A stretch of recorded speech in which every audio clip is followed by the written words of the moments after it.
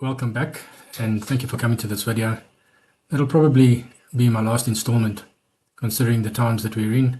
I've decided to do a video that brings together all the bits and pieces that I've come to understand over the last, well, let's say about 10 years, but probably more intensely in the last 7 years, with regards to the time of the end, the time of tribulation, and the events that will bring us into that time of tribulation.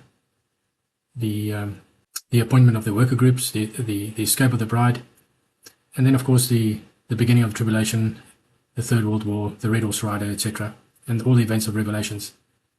So this video is not intended to be an all-inclusive, detailed video of these events, but rather to just spend a bit of time and bring together the various studies that I've done over the last few years. Some of them have required a bit of revision over time, and I think we're pretty much there. And there might still be a few changes here and there, but by and large, I think I've got a clear understanding of the sequence of events that are about to take place, about to unfold.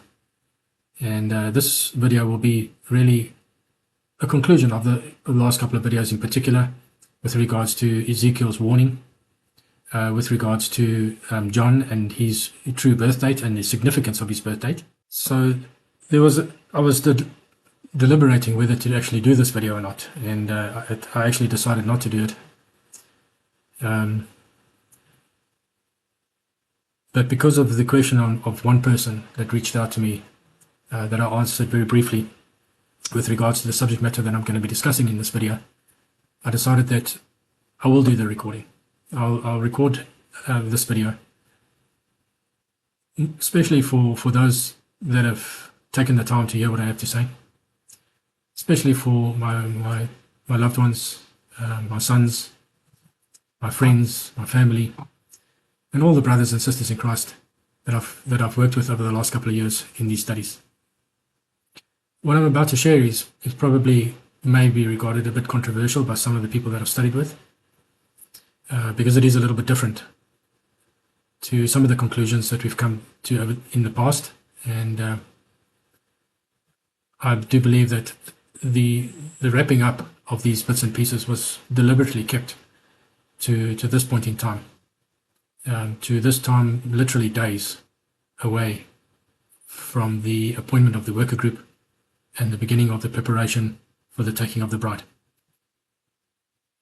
Many are of the view, and I included, that we are about to see things happening within the next couple of days, probably from around about the 6th of February, and or at least within a week of the 6th of February, we should start seeing some things happening, and these things will probably not be visible to the most of the people around the world. Those that are watching, those that are diligently seeking the Lord, will no doubt be aware of these things that will begin to happen. But by and large, the majority of the world will be unaware, and even some of the bride, I do believe, will be unaware. And you may be wondering why I'm including the bride in being unaware, because there is an understanding that the bride is taken at this point in time. But what I want to show in this video, that I believe that we've actually that is not exactly the case. I think we're going to be seeing the commissioning of the worker group, and then with the taking of the bride according to the feast days, the first fruits of the wheat harvest is the bride. And so this video, I want to try and bring in all the bits and pieces that I've come to understand over the time. And I've always tried to build my studies on the Word of God, on the Scriptures. I don't want to stand before the Lord and say an answer to having invented something of my own mind. Yes, sometimes we don't see it clearly, and we might see it from the wrong angle, or we may misinterpret, and that may be the case in this instance as well, in my understanding. And if that is the case, well, I pray and I trust that the Lord will set the matter straight. I do, however, believe that I do have the correct understanding of the sequence of events, and we'll see if this is indeed the case. And if that is the case, well, then this video may well be very helpful to a lot of people, to my family and friends, to my brothers and sisters who need it. to be able to iron out some of the events that they might be seeing and may not recognize them in full, or may be uncertain as to what exactly is going on. So I have quite a lot to share on this video, and I'm going to try and keep it as a reasonable length, as short as possible, but it's going to be a long video. And there's also a clip that I want to share that I came across recently, and I really believe that they nailed on the head with regards to the singing of a new song, and with regards to the 144,000. They don't have the complete understanding, but there is some understanding that was in line with my understanding, but they also enhanced what I saw, but I couldn't quite describe it. I couldn't quite put my finger on it. I couldn't quite get to the point or I couldn't quite get to elaborate as to why this new song and the singing of the new song was as important as what I thought it was. And I think that you'll see that it is quite a significant thing, and we should have been taking note of it more carefully. Anyway, without any further ado, I'm going to get started with this was a study that I did some time ago, and this is with regards to the bridal. What I referred to then at that time was the bridal party. I came to understand some time ago that the first group that is taken, and sorry, maybe I should just say this. If you're watching this video and you don't have an understanding of the tribulation being 14 years, if you don't have an understanding of who the Gospels are speaking to, in other words, Luke speaking to the bridal party, Mark speaking to those that will be left behind, the sleeping church, those that will go through the first half of the tribulation, the first 7 years of seals, and then of course Matthew speaks to Judah, who will go through, and their time of testing and Jacob's trouble will be during the time of trumpets. And John speaks to the worker group. So if you don't have an understanding of that in particular, that would be a foundational understanding to really grasp what I'm going to be sharing with you in this video. And there's just absolutely no way that I can cover all of that in this video as well. So if you're at that point, I'd recommend that the best source of that information would be Ministry Revealed, either their website, Ministry Revealed's website, or a good source of information would be the book that was written. I've got it in my list on my drive. I have a drive that a folder in my Google Drive that I've called a 14ers study bundle, and in this all the studies that I'll be referring to in this video and more are all in this folder, in this directory. And in this directory is also the book that was published by Ministry Revealed to Alan. So I just want to see it. That is here. There it is. Yeah. Ministry Revealed, the End Times Revealed. So this is a PDF book that you can download and read to get that understanding, the foundational understanding that you would require to understand what I'm about to share with you now. As we will see that there is in fact a pre-tribulation rapture, there's a mid-tribulation rapture, and then the Lord returns for his millennial reign. Now, this first group, the pre-tribulation group, I've come to the understanding that it is not just one homogeneous group, but that it comprises of three parts.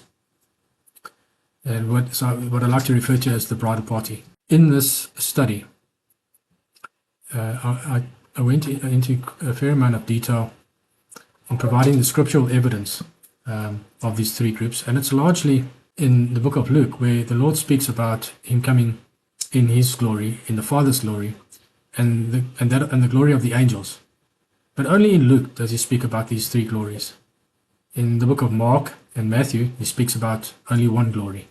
So if we have a look at that, we'll see that in Luke 9:26, Jesus said, "For whoever shall be ashamed of me and of my words, of him shall the Son of Man be ashamed, when he come in his own glory, in his Father's, and of the holy angels." So there's three separate glories there. As compared to Mark 8:38, it's a comparison. It's a comparative. It's the equivalent of the Luke 29:26 verse. But in Mark 8:38, he says, "Whoever shall be ashamed of me and of my words in this adulterous and sinful generation, of him also shall the Son of Man be ashamed, when he cometh in the glory of his Father with the holy angels. So there's two things that we can see that are very different here. One, he refers to this group as an adulterous and sinful generation, which is something that he doesn't refer to the Luke group as. And the second thing is he says he's going to come in the glory of his Father with the holy angels. So that's one glory. And then in Matthew 16:27, which is also the equivalent, the complementary verse of Mark 8 and Luke 9, we see that for the Son of Man shall come in the glory of his Father with his angels, and then he shall reward every man according to his works. So again, we see two differences here. One, he refers to one glory, the glory of his Father, and we also see there that he's wrapping up things. This is the end of the tribulation, where where the rewards are handed out at the end of the tribulation. So this is an end time. This is the final event of the three. The order of these events would be Luke, Mark, and Matthew, where Luke has got three parts to the group, Mark has one part of the group which related to the Father, and Matthew has one group which related to the glory of the Father. But in Luke, we've got a group related to the glory of the Father, but two other groups, one related to the glory of Jesus and the other to the glory of the angels. So we see here that in the three events, the pre-trib group comprises of three parts, whereas the mid-trib group and the return group has one part. And we see this pattern when we have this understanding. We go along with this understanding, we start to read other passages in the Word, and we start to unravel the end-time understanding. And we bear this in mind. We'll find that things fall far more easily in place with regards to the descriptions that are provided for us elsewhere. And we'll see some more of that in the remainder of this video. So the first part I really wanted to just show is this study, which I will make available in the description box. In fact, what I'll do is I'll put a link to the folder, so that not only are all the studies that I refer to in this video be available there, those that are interested will have access to the rest of the studies also. Some of them do require a little bit of updating, and I will mention some of the revisions that haven't been done yet, but some of the new thinking that has come to the fore of late, and I just haven't got around to revising some of these studies according to the latest thinking. And but I'll try to mention some of the main points in the course of this video. So we see that the bridal party comprises of three parts, and I believe that the three parts would be the worker group, also referred to as the friend of Christ, or the bride, the working bride, and that working group may well even comprise of two parts as well. John the Baptist was related to the working group that was the friend of Christ. We see that in John 3:29. We see that John makes the following statement in 9:29. He says, this was after John was being questioned with regards to Jesus also baptizing, and with his group of disciples, and John was baptizing with his group of disciples, and there were some questions as to the difference, and John really clarifies the matter, and let's start with 3:28. He says, "Ye yourselves bear me witness that I said, I am not the Christ, but that I am sent before him. He that hath the bride is the bridegroom, but the friend of the bridegroom," referring to himself, "which standeth and heareth him, rejoiceth greatly because of the bridegroom's voice. This my joy therefore is fulfilled. He must increase and I must decrease." So this is John putting forward Jesus above himself. But the important thing is he refers to himself as the friend of the groom. He was a witness. He comes before preparing the way. We know that Jesus referred to him as the Elijah of his time, the voice in the wilderness. Even though nobody recognized him as Elijah at that point, they knew that Elijah comes before Christ. We have that story in the Transfiguration, Luke 9. After the Transfiguration story, Jesus spoke of his death and resurrection, and they said, "But isn't Elijah supposed to come first?" And Jesus said, "Well, indeed Elijah hath come, and they've done unto him as they pleased." And he made that connection to John. So we see that John the Baptist is connected to Elijah. We will also see the importance of this connection in the Transfiguration story, where we've got Moses and Elijah in the Transfiguration story. Okay, the Transfiguration story is related to the worker group. But the first thing we need to know as part of the worker group is that they are connected to, they are recognized as the friend of the groom. The other part of the group is what I like to refer to as the bride. So the worker group, we've got the friend, and we've got the worker bride, or what I believe to be the Hebrew bride, the Hebrew worker bride that'll be working through the time of seals with the Lord Jesus in the bringing in of the harvest. That she is also a bride. So this, the one part of this bridal party is that this one part of this worker group is the Hebrew bride, with whom a covenant will be made, a marriage covenant will be made at the beginning, at the commissioning of that worker group. A marriage covenant will be made with that Hebrew bride, but the marriage will actually only take place 14 years later at the end of the tribulation. It was customary in ancient times for when a daughter and a son were born. At times, parents would enter into a marriage agreement, a marriage covenant, that they were to be married when they come of age. And their coming of age would have been when at about 14 years of age. So we see that type and shadow here. We see that there will be an entering into a covenant with this worker group bride, and then but the marriage, the supper of the Lamb, will only take place for this bride, the Hebrew bride, at the end of the tribulation, at the time of the Jubilee. So that's the first part of the group. The second part of the group is what I refer to as the Gentile bride. And the Gentile bride is that the one that's referred to by Hosea, where he will call those that were not his people, he will call his beloved. So she who was not his beloved, he will call her his beloved. He takes out of the nations a Gentile bride. And this will be the fulfillment now of that promise, that mystery that Paul spoke about. Paul, we know, and we'll touch on some of the verses later. He was the apostle to the Gentiles, and his task was prepare a Gentile bride to present before the Lord Jesus Christ, before the Messiah. Now that's the second part of this bridal party. The third part of this bridal party is what I call the accounted worthy group. So the accounted worthy group is separate from the Gentile bride, but a group not a bride and not a worker, but accounted worthy to escape all these things. This is as referred to in Luke 21:36, that group that will escape the tribulation, escape the entire tribulation, will be taken before the beginning of the tribulation, together with the bride. And of course the worker group, or part of the group, will remain behind on earth to do work through the time of seals, and maybe even some of them will work through into the time of trumpets. So we see that three-part group, and that's what I cover in a greater detail in that particular study, Flight 717. So have a look at that. Now I want to get into the timing aspects. Now that we understand those three groups, the question now is, are all three groups taken simultaneously, or are they taken at different times?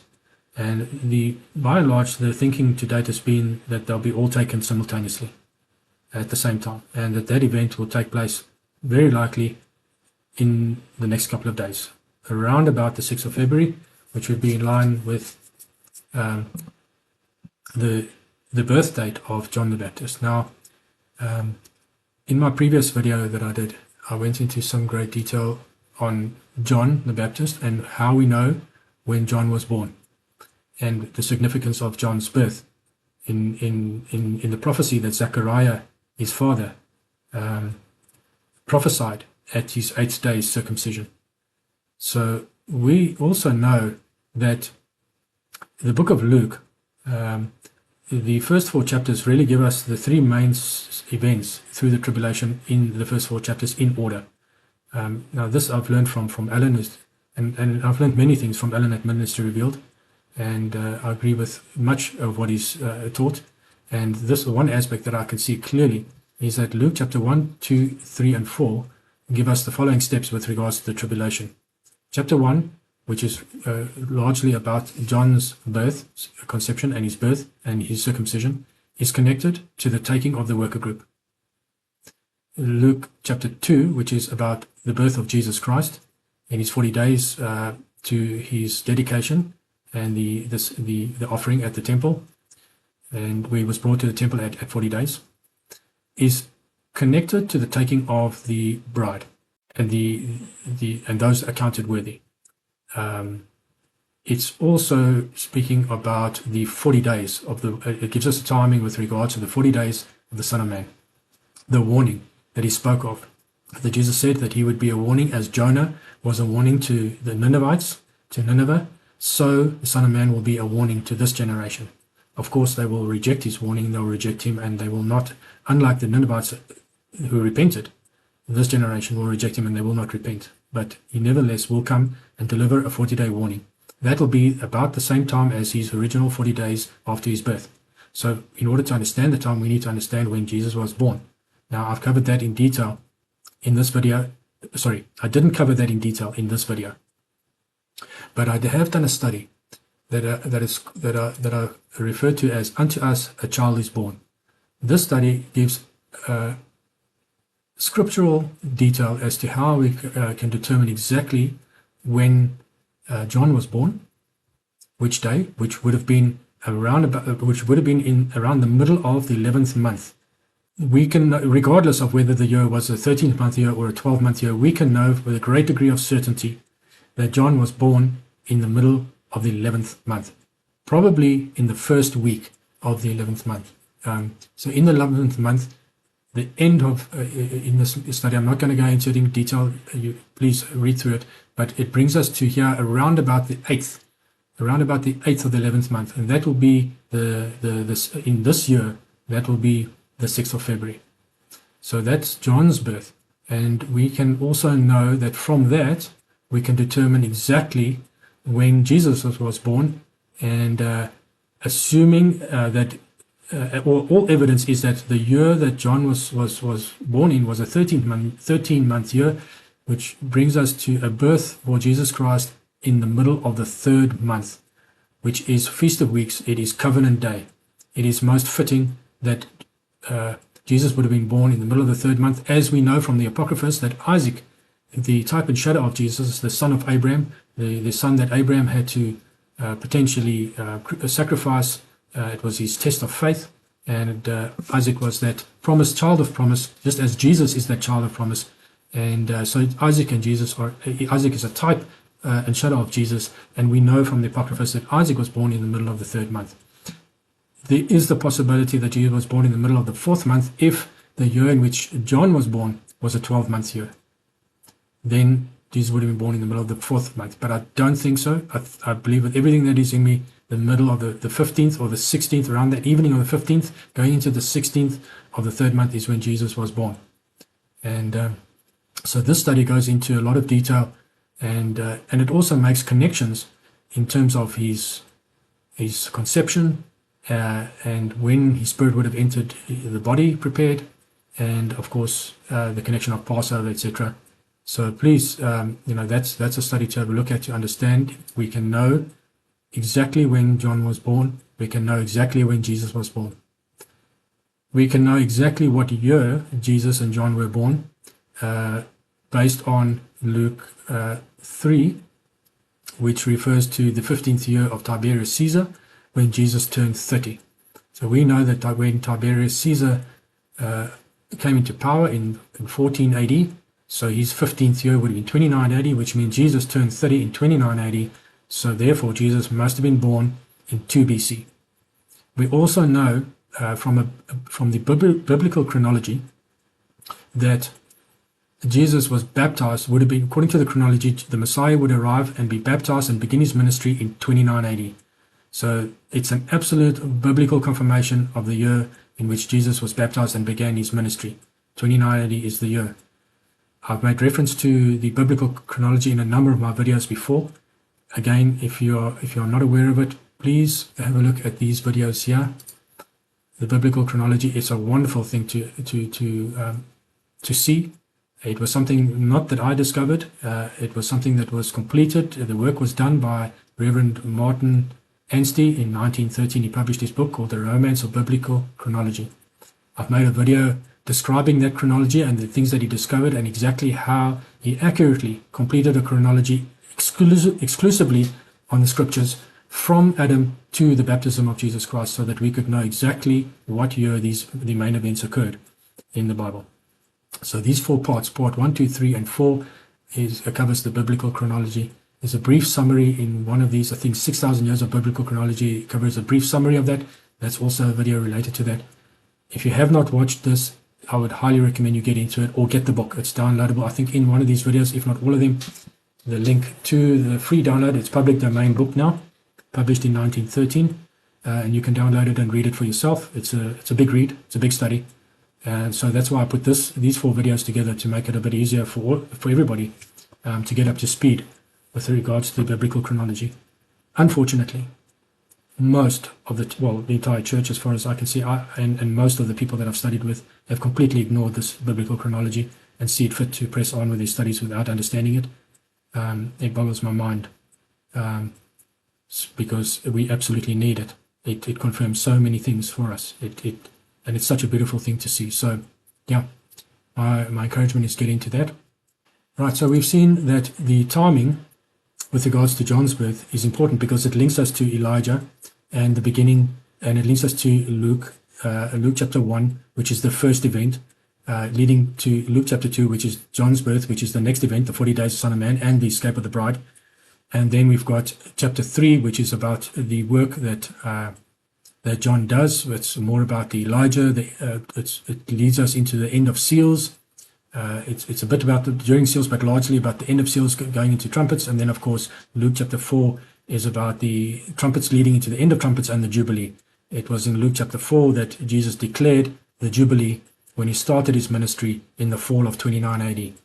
So we can know exactly where the Jubilee was, and from that we can know to this day where the Jubilee is. We know that the next Jubilee will be in the fall of 38 going into 39 BC, 2038 to 2039 AD.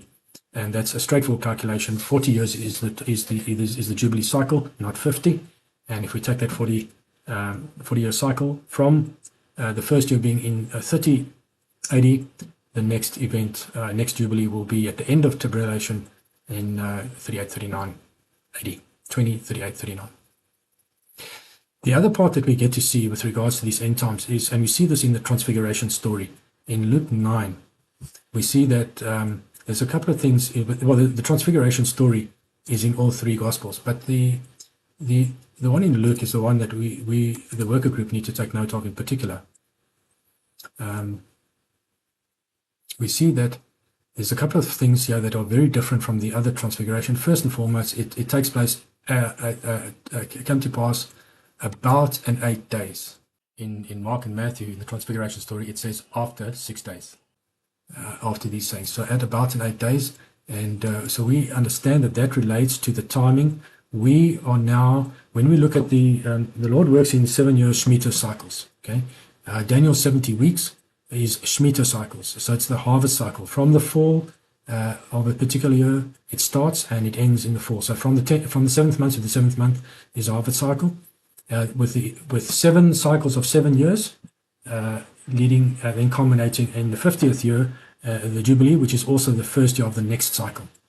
So we see that we need to understand that the tribulation is the last 2 7-year cycles, the last 2 sets of 7 for the current Jubilee cycle, and we will end with the Jubilee after the tribulation period.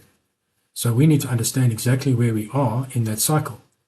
Now we can know exactly where we are because Jesus declared the Jubilee in the fall of 29, which means that the 30 AD was year 1 of the cycle, and we can determine that this year is in fact right now, since the fall of last year, we are in year 1, but we are also the year 1 is it can also be referred to as the 8th day or the 8th year. So we see that it's also referred to in Leviticus, where it describes the Jubilee cycle. It refers to the first year of the new cycle as an eighth year as well. So we know that this about 8 days is referring to about the 8th year of the Jubilee cycle, of the Shemitah cycle, which is a year 1. Okay, and we are right now in year 1. Second thing is we also know that it's connected to the 8th day circumcision event.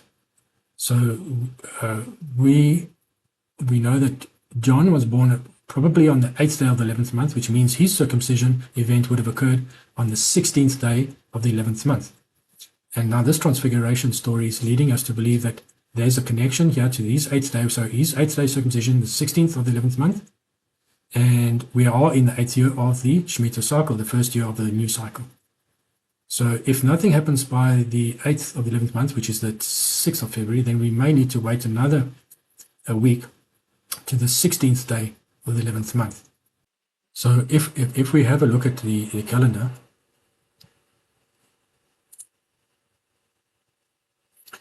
we'll see that in the 11th month of the year, which is where we're at now, the 6th of February is the 8th day of the 11th month.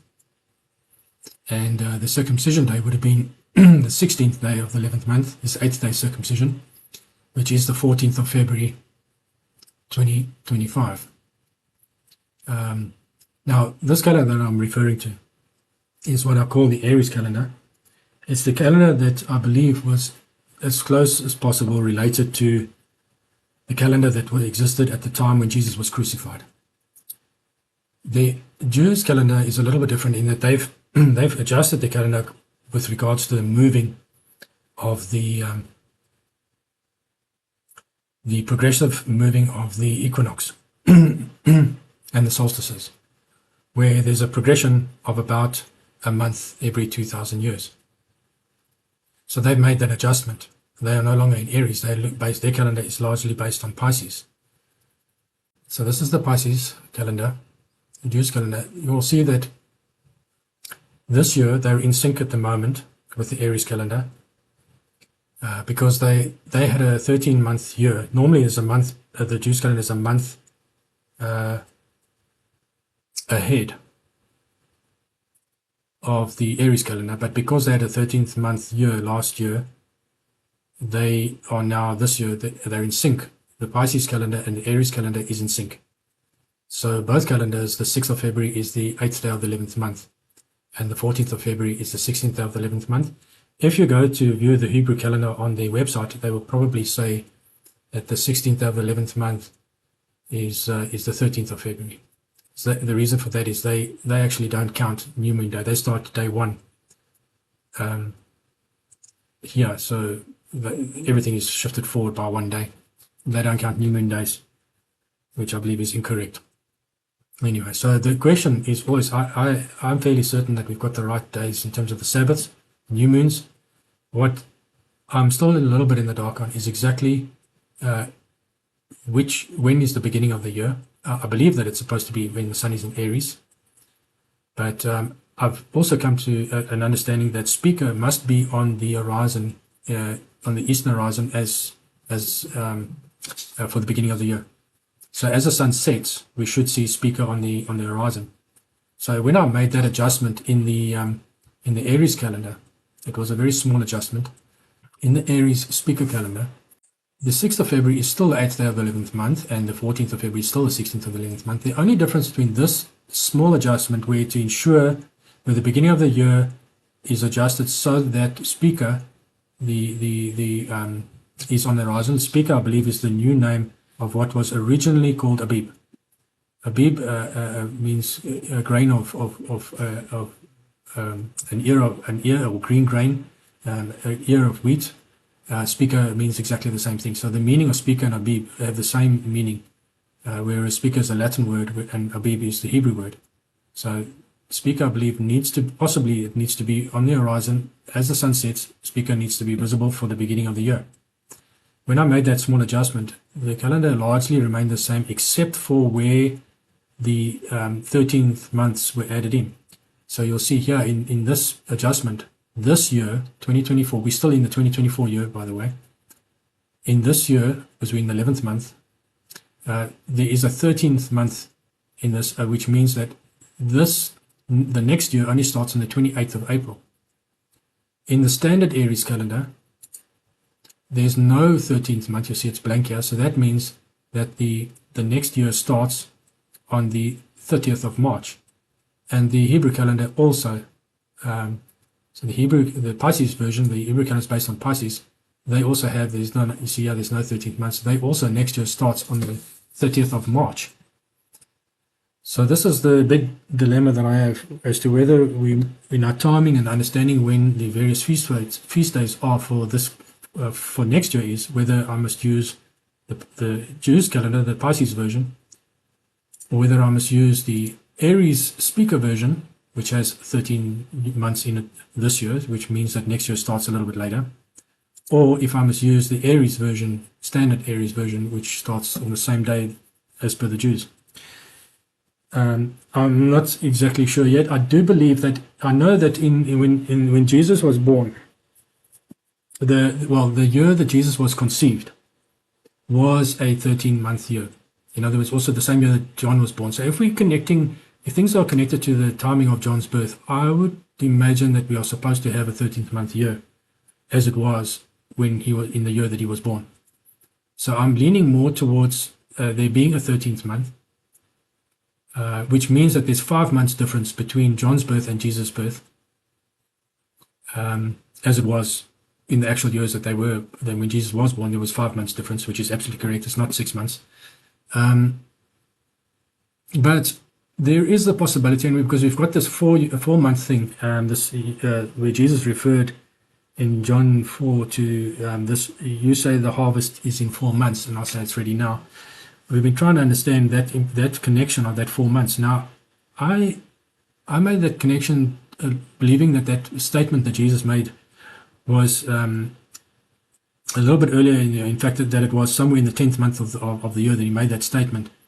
And in one of my previous videos, I explained why I believe that 11th month could actually be, the 10th month could actually be the equivalent of the 5th month. But in any case, I don't want to digress too much. But I did make an error in there, because when we go and look at the sequence of events that are given in John, the Gospel of John is the only gospel that we can really get a time sequence in terms of the feast days. And so we can put a time sequence of Jesus' ministry based on the Gospel of John, which I did. And let me just pull that up. Yeah. So that is this chart here.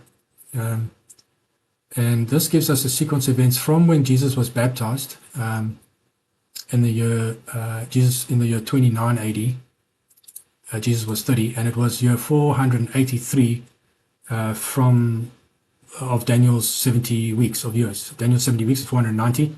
So in the midst, at the end of the 69th week, is when the Messiah arrived, and so Jesus was baptized in the year 483 from the trigger of Daniel's 70 weeks. So when Cyrus decreed it, and all of that is, if you want to understand Daniel's 70 weeks and the decree and how it all perfectly lines up and demonstrates that the current general understanding of Daniel's 70 weeks and this so-called delay in the 70th week for the tribulation is absolute nonsense. It is completely wrong. It is the 70th week actually has already occurred, and it was in the middle of the 70th week that Jesus was crucified, right in the middle of the week, as the prophecy said it would happen. In the midst of the week, he made a covenant with many. And there's only one way you can have them. This is the only correct interpretation, because one, we have the biblical chronology that confirms it, and two, we have the Tiberius 15th year, which confirms all these things as well. In any case, if we take that as a start and we read the scriptures, sorry, just a quick side note again. If you're interested in getting into the Daniel's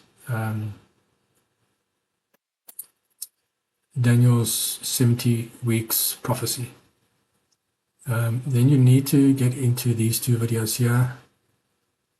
This one here, Daniel's 70 week, the correct interpretation, part 1, which is the interpretation as it was in the was leading up to the is, and then you've got the second way to interpret Daniel in terms of the is leading up to the is to come, into the end of the is to come. So those two videos are well worth watching if you want to get into a true understanding of Daniel's 70 weeks.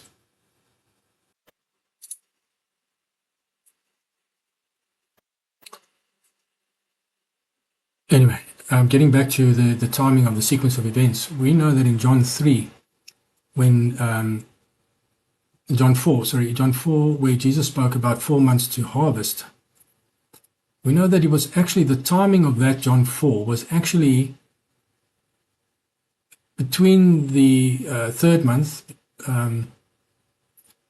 between mid-year, the third and the 5th month, and tabernacles. So in my previous reckoning, I'd considered it that he had said these words between tabernacles and the winter months, that he had said these things between the winter months and Passover.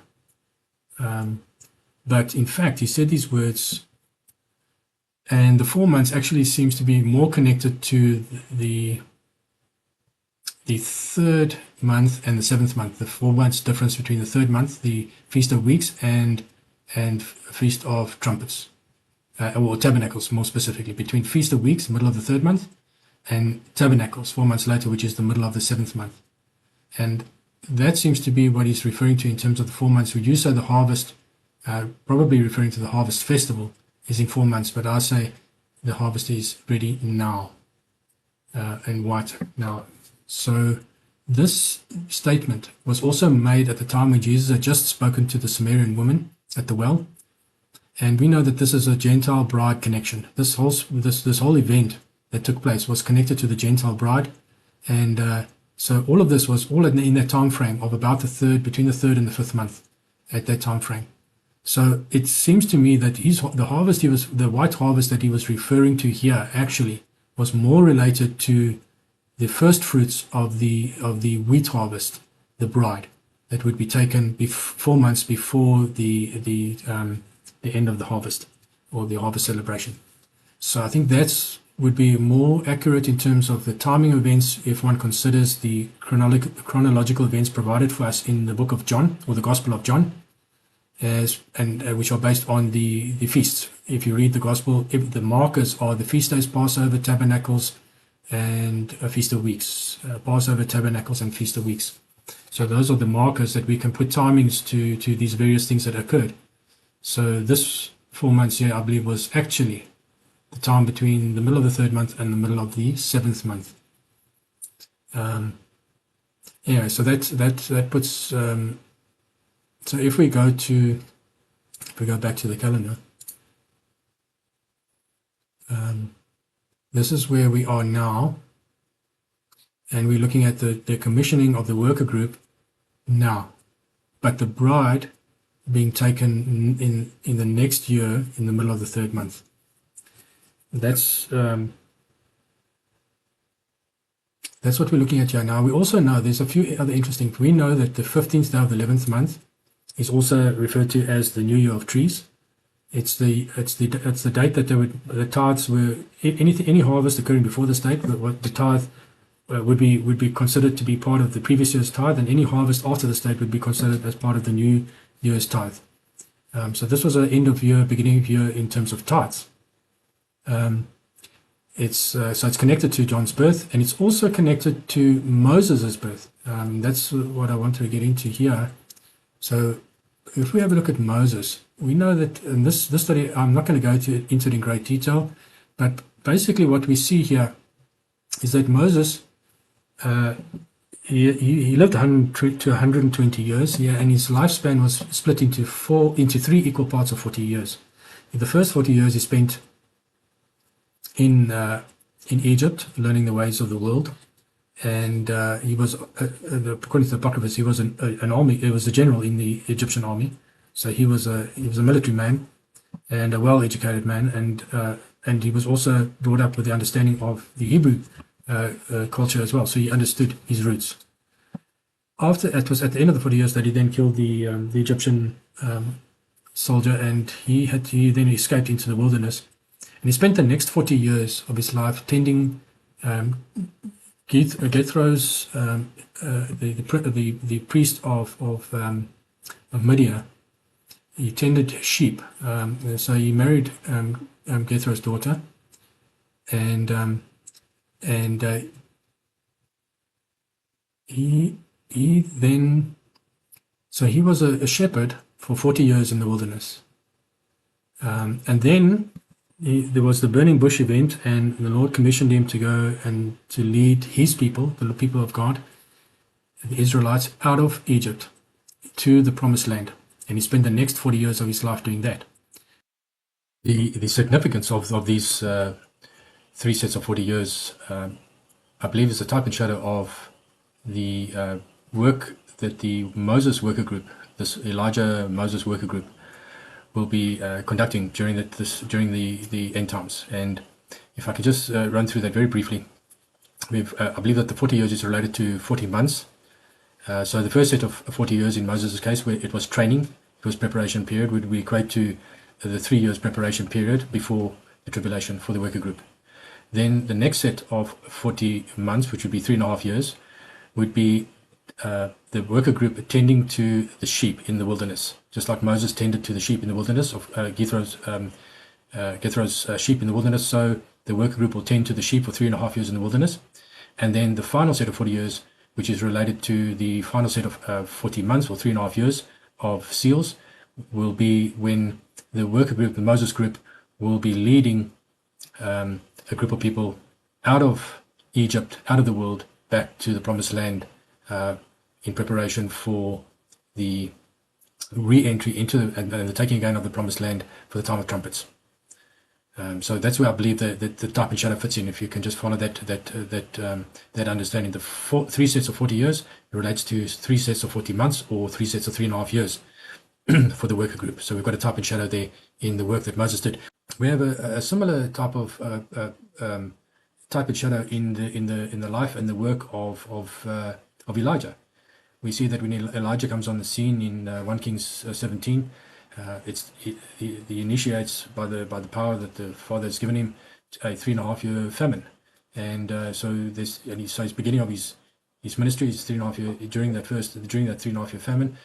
In that time, through the power of the Lord is the Lord through him heals a leper. Provides supernaturally for Elijah's needs in the feeding of Elijah by the ravens in the wilderness, and where Elijah also supernaturally provides for the widow, where oil and flour are never ending from her pots. And then of course there's the raising of the widow's son, from raising him from the dead. So these supernatural events are again types and shadows of the type of things that the worker group, the Elijah worker group, will be doing during that first 3.5 years of seals. Then after that that famine is broken, we see Elijah, he warns Ahab and in particular and Jezebel, his wife, of their demise. So just one other thing, he during that first 3.5 years, he also challenges the false priests, the priests of Baal, the false priests. He challenges them. So yeah, that's also during the first 3.5 years. Then the second 3.5 years of his ministry is more again in the wilderness. He feels he's the only one that's left that hasn't bent their knee to Baal. The Lord says to him, no, there are 7,000 others, which is a type and shadow of the 144,000 that don't bend their knee to the Antichrist. And then we've got, that leads up to the point time where Elijah then recruits or trains or leads Elisha. And we see that when Elijah comes across Elisha is leading a span of oxen, a span of 12 oxen. So we see that again, that Elisha is the type and shadow of the 144,000, the 12 tribes, where Elisha then takes over from Elijah and receives the double portion, just as the 144,000 of Revelation 7 takes over from the first group of 144,000 of Revelation 14, but receive a double portion for the time during their work during the time of trumpets, which is the equivalent of the Elisha type of work that Elisha did. So we've got those types and shadows in the ministries of Elijah and Moses that I believe that we will see play out again in the type of work that this worker group over the time of seals will be doing. And we know that he started this new ministry. His work of the Exodus story started when he had just turned 80, and so he stood before Pharaoh. He was 80 when he stood before Pharaoh, and based on the story there, if we go back to Deuteronomy, and that's what this study was all about, is to determine when, according to the scriptures, that Moses was born. And this study gets into the detail of Deuteronomy, and Deuteronomy gives us exactly one date, the first day of the 11th month, and right at the beginning. And it seems that the whole of Deuteronomy was written in about a month. And in that book, Moses says that he is now 120 years old. And so from the first day, or somewhere in the 11th month, he had turned 120 years old, and he died during that month, or just at the end of the 11th or the beginning of the 12th month, based on this study. So we know that, to cut a long story short, we know that Moses was born sometime in the 11th month. Just like John was born sometime in the 11th month, Moses was born sometime in the 11th month. And just like John the Baptist started his ministry when he turned 30, at his birthday, he would have started his ministry. So Moses also started his ministry when he was turned 80 in the 11th month. And then there were a few months during which the plagues took place, so probably the 11th, 12th, and there's possibly that there was a 13th month as well. We don't know for certain, but in that year there's maybe a 13th month, or maybe not. Maybe there was only two and a half months, or about 3 months, if there was a 13th month, maybe a little longer, 3 months, 3.5 of plagues before they actually departed in the middle of the first month. And so I think that's really the main thing that we need to consider here, is that Moses started his work in the 11th month. And we see that in the Transfiguration story, we've got Moses and Elijah. Moses and Elijah are there with Jesus. So we have this connection about the worker group being about in 8 days, in the 8th year, on the 8th day, probably the 8th day of circumcision, this Transfiguration event. And there are some other interesting things that I just want to point out here in the Luke version of the Transfiguration story. It's the only one version where they enter into the cloud. So it says in Luke 1 that while he spoke, there came a cloud and overshadowed them, and they feared as they entered into the cloud. There is a study that I did on this, and I just want to show it so that you know what it looks like. Yeah, it's a very short, just the extracts from the 3 events, the 3 versions. And you see that while he spake, a cloud overshadowed them, and behold, a voice came out of the cloud and said, "This is my beloved Son, in whom I am well pleased." You see, there's no mention about going in. In Mark, and there was a cloud that overshadowed them, and a voice came out of the cloud and said, "This is my beloved Son, hear him." But Luke says, while he thus spake, there came a cloud and overshadowed them, and they feared as they entered into the cloud. And there came a voice out of the cloud and saying, "This is my beloved Son, hear him." So it's the only one where they enter into the cloud. And I believe that this is also a connection to the worker group. This going into the cloud is like is Mount Sinai story, where Moses goes into there's a cloud that covers the Mount Sinai. What we're seeing here is what we refer to as Mount Zion, where those that go to Mount Zion go into the cloud. This going into the cloud, and the cloud is a connection to the presence of Mount Zion. Whatever Mount Zion looks like, I don't know, but in the scriptures we see this referred to as the cloud, and in the cloud.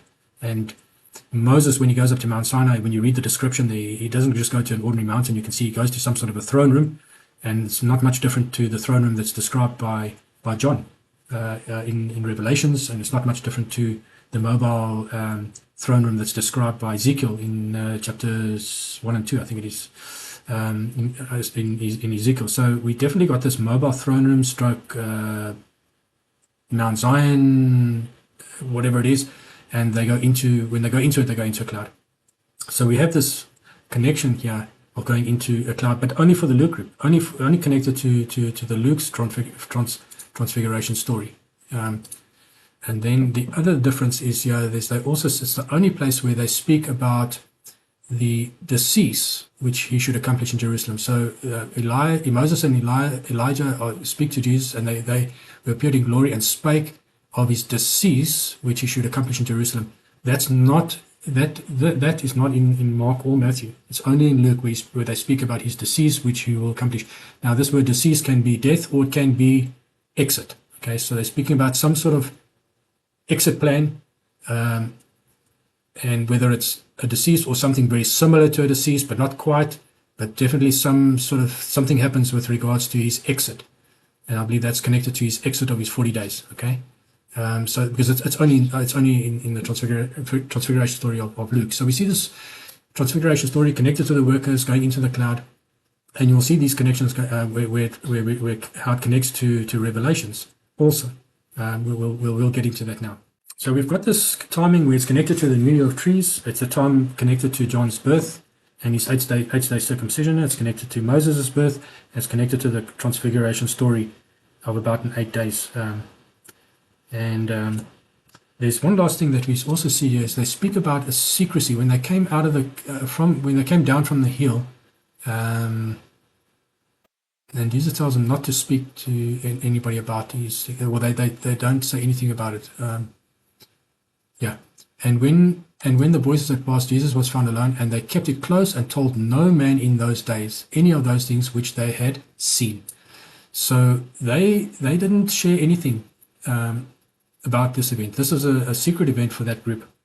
And I believe that that's exactly what's going to happen now for this worker group, that they're not going to disappear. They may be taken up to Mount Zion for a meeting there in the upper room.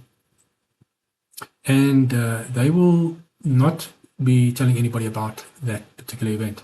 And it is the Moses Elijah worker group that will be taking place at this point in time. Not the escape of the bride yet, but this worker group, they return, and then there's some work to be done. And we see that this is perfectly in line with Luke chapter 1, the first event, before the bride is taken and the 40 days of the Son of Man. So we see that this worker group is also now, what is their purpose? I believe their purpose is much like Paul's purpose. Paul was the apostle to the Gentiles, and this worker group will be the apostles largely to the Gentiles. And their task, just like Paul's task, was to prepare the bride, the Gentile bride. So too, this worker group, their main task will be the preparation of the Gentile bride, and together with those that will be accounted worthy. We see also in Romans 11:13, he said, "For I speak to you Gentiles, inasmuch as I am the apostle of the Gentiles, I magnify my office." So there he just confirms that he was the apostle to the Gentiles. And then we see in 2 Corinthians 11:2 also, he said, "For I am jealous of you with a godly jealousy, for I have espoused you to one husband, that I may present you as a chaste virgin to Christ." Okay, a chaste virgin to Christ. So he was responsible for the preparing of the Gentile bride as a chaste virgin, as like a virgin, not necessarily physically a virgin, but spiritually a virgin. So in the video clip that I'm going to share a bit later on, you'll get to understand, you'll get to see a little bit more of this as they expand a bit on that as well. So we see that the worker group will be doing much like Paul. Paul was a type of this worker group that will come again, this Elijah, Moses, Paul group. Okay, then I just want to make the connection to the timing. We see that in the beginning of Revelations. Now we've got when we go to Revelations 4, we see that when John is brought into the throne room, he sees the 24 elders and the 4 living beings. Okay, it's translated in the King James as 4 beasts, but I believe that the more meaningful translation would be living beings. So the 4 living beings are there, and he describes them. So they're in the throne room, and they later on they sing a new song. In Revelations 5, we see that when the Lamb takes the book, the 4 beasts and the 24 elders fell down before the Lamb. Every one of them harps and golden vials full of odors, which are the prayers of the saints. And they sang a new song, saying, "Thou art worthy to take the book and to open the seals thereof, for thou wast slain and hast redeemed us, my God, redeemed us to God by the blood of by thy blood, out of every kindred, tongue, and people and nation, and has made us to our God kings and priests, and we shall reign on the earth." So we see that the 24 elders and the 4 living beings are actually people. They're redeemed. Okay, they're not angels. They're not. They are people. They are humans. They are redeemed, and only humans can be redeemed. So we see these 2 groups in the throne room. Then we also see the other group that we see in Revelations 14 that gets to sing like a new song. You see that there's the 144,000 standing before stood And I looked as well. Let's just read that. Revelation 40. And I looked, and lo, a lamb stood on Mount Zion, and with him, there's the in the cloud, and with him 144,000, having his father's name written in their foreheads. So his father's name written in their foreheads, and this is different from the Revelation 744,000, where they are sealed with the seal of God. They're seal of the living God. So they're having the seal of the living God. They don't have the name of the Father written in the foreheads. It's a different group. Okay, if you look carefully, you'll see there are a number of differences between the groups. And so anyway, this group, they sang as it were a new song. So like a new song, before the throne and before the four beasts and the elders, and no man could learn the song but the 144,000 which were redeemed from the earth. So this group is also 144,000 that are redeemed from the earth. They are humans. Okay, they are people, men and women, children probably even, I don't know. These are they which were not defiled with women. Okay, they had not defiled themselves with idolatry. This is not a physical act of between a man and woman. This is spiritual. So woman, that speaks of idolatry. Okay, for they are virgins. So they are like virgins, just like Paul his task was to prepare them chaste, like chaste virgins or like virgins. And these are they which follow the Lamb wherever he goes. These were redeemed from among men, being the first fruits unto God and to the Lamb. So we have this 144,000 connection to, and these are in some way through the new song. They are in some way connected to the 24 elders and the four living beings. Yet, and in the 144,000 of Revelation 7, they don't get to sing a new song. These are sealed servants of the God, sealed with the seal of the living God, and the number of them that were sealed is 144,000 of all the tribes of Israel. So there is a strong connection here between this group and the Ezekiel 9 group. You see in Ezekiel 9, and I just want to go into that a little bit now.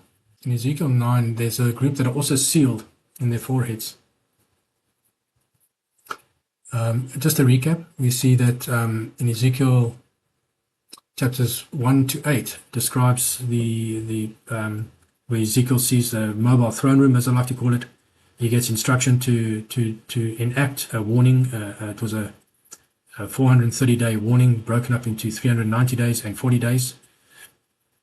There were 7 days before it, and there was another time period, the total time period for the whole event between the two dates that are given to us. The first date was given to us in the first chapter, and the second date, the end date was given to us, was given in the 8th chapter. And then he's taken in the spirit and he's shown all the idolatry that's happening in the temple. Now in 9, he gets to see in the spirit what was going to transpire at the destruction of Jerusalem, and so this was a description where there are 6 angels, it appears, or authorities that are tasked with ensuring the slaughter of the men, women, and children in Jerusalem, except for those that are marked on their foreheads. So we see that the Lord said unto him, go in the midst of the city, through the midst of the Jews, and set a mark upon the foreheads of the men that sigh and that cry for all the abominations that be done in the midst hereof. And to the others, that's to the others that he referred to, that he said, to the others he said in my hearing, go after him through the city. So after the marking is complete, after go through the city and smite, let not your eyes spare, neither have ye pity, slay utterly old and young, both maids and little children and women, but come not near any man upon whom the mark is, and begin at my sanctuary. And it goes on to say, defile the house and fill the courts with slain. And then while Ezekiel sees the slaying, he says, while they were slaying them, I fell upon my face and I cried, and I said, Lord, wilt thou destroy all the residue of Israel in thy pouring out of thy fury upon Jerusalem. And then he said unto me, the iniquity of the house of Israel and Judah is exceedingly great. Now, I pointed this out before in one of my videos. It's interesting that the house of Israel was already judged. They're already out of the land of the 10 tribes, the 10 northern tribes. They've already been dispersed, the house of Israel. And yet the Lord refers to the house of Israel and the house of Judah, who were the only ones in the land at the time. And he says that their iniquity is exceedingly great. This seems to be more about a prophecy about end times than for its own day. It was for its own day, but there is an end time connotation to this whole prophecy, largely because the house of Israel is also included in this. And so we need to understand that this is speaking about this time that we're right now. The house of Israel, the world, not the world, the people that are, the 10 tribes that are scattered through the world are also guilty of iniquity. And the iniquity is exceedingly great, as well as Judah, the people that are right now in the land of Israel. And the land is full of blood, and the city is full of perverseness, and that's the cities around the world that we see now. And he goes on to say, as for me also, my eye shall not spare, neither will I have pity, but I will recompense their way upon their heads. So he's going to take judgment. Now, the connection I want to make is we see that there's a sealing of a group of people before the attack on Jerusalem, which happened from the 7th, the 8th, and 9th to the 10th of the 5th month.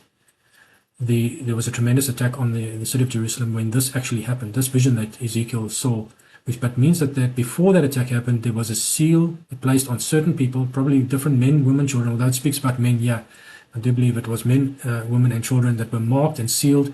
They were sealed and they were protected against this judgment because they took exception to the idolatry that was taking place and the iniquity that was taking place at the time. And that is what there's an interesting connection between this and the sealing of the 144,000 in Revelation 7, which means, I've long been of the understanding that the Revelation 7 group is sealed just before, during the time of the sixth seal, just before the rapture. But I've actually come to the conclusion that actually the sealing of this 144,000 of Revelation 7, the 12,000 from each of the different tribes, actually happens just before the first attack on Jerusalem in these end times. They are sealed just before, and they will not. There's going to be a massive bloodshed.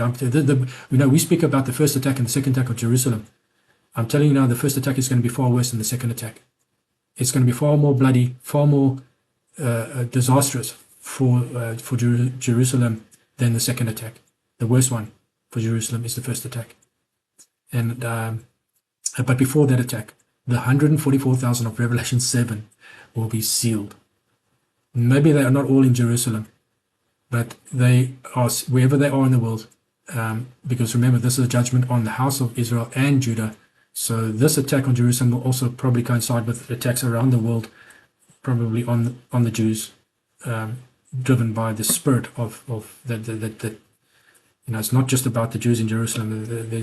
The people of Judah and the house of Israel will be attacked around the world. But there is a group that will be sealed. They're not part of the bride. They're not part of the worker group. They're not Gentile bride. They are Israelites, and they will be marked to be part of that 144,000. And that marking takes place now, just before the first attack, before the tribulation.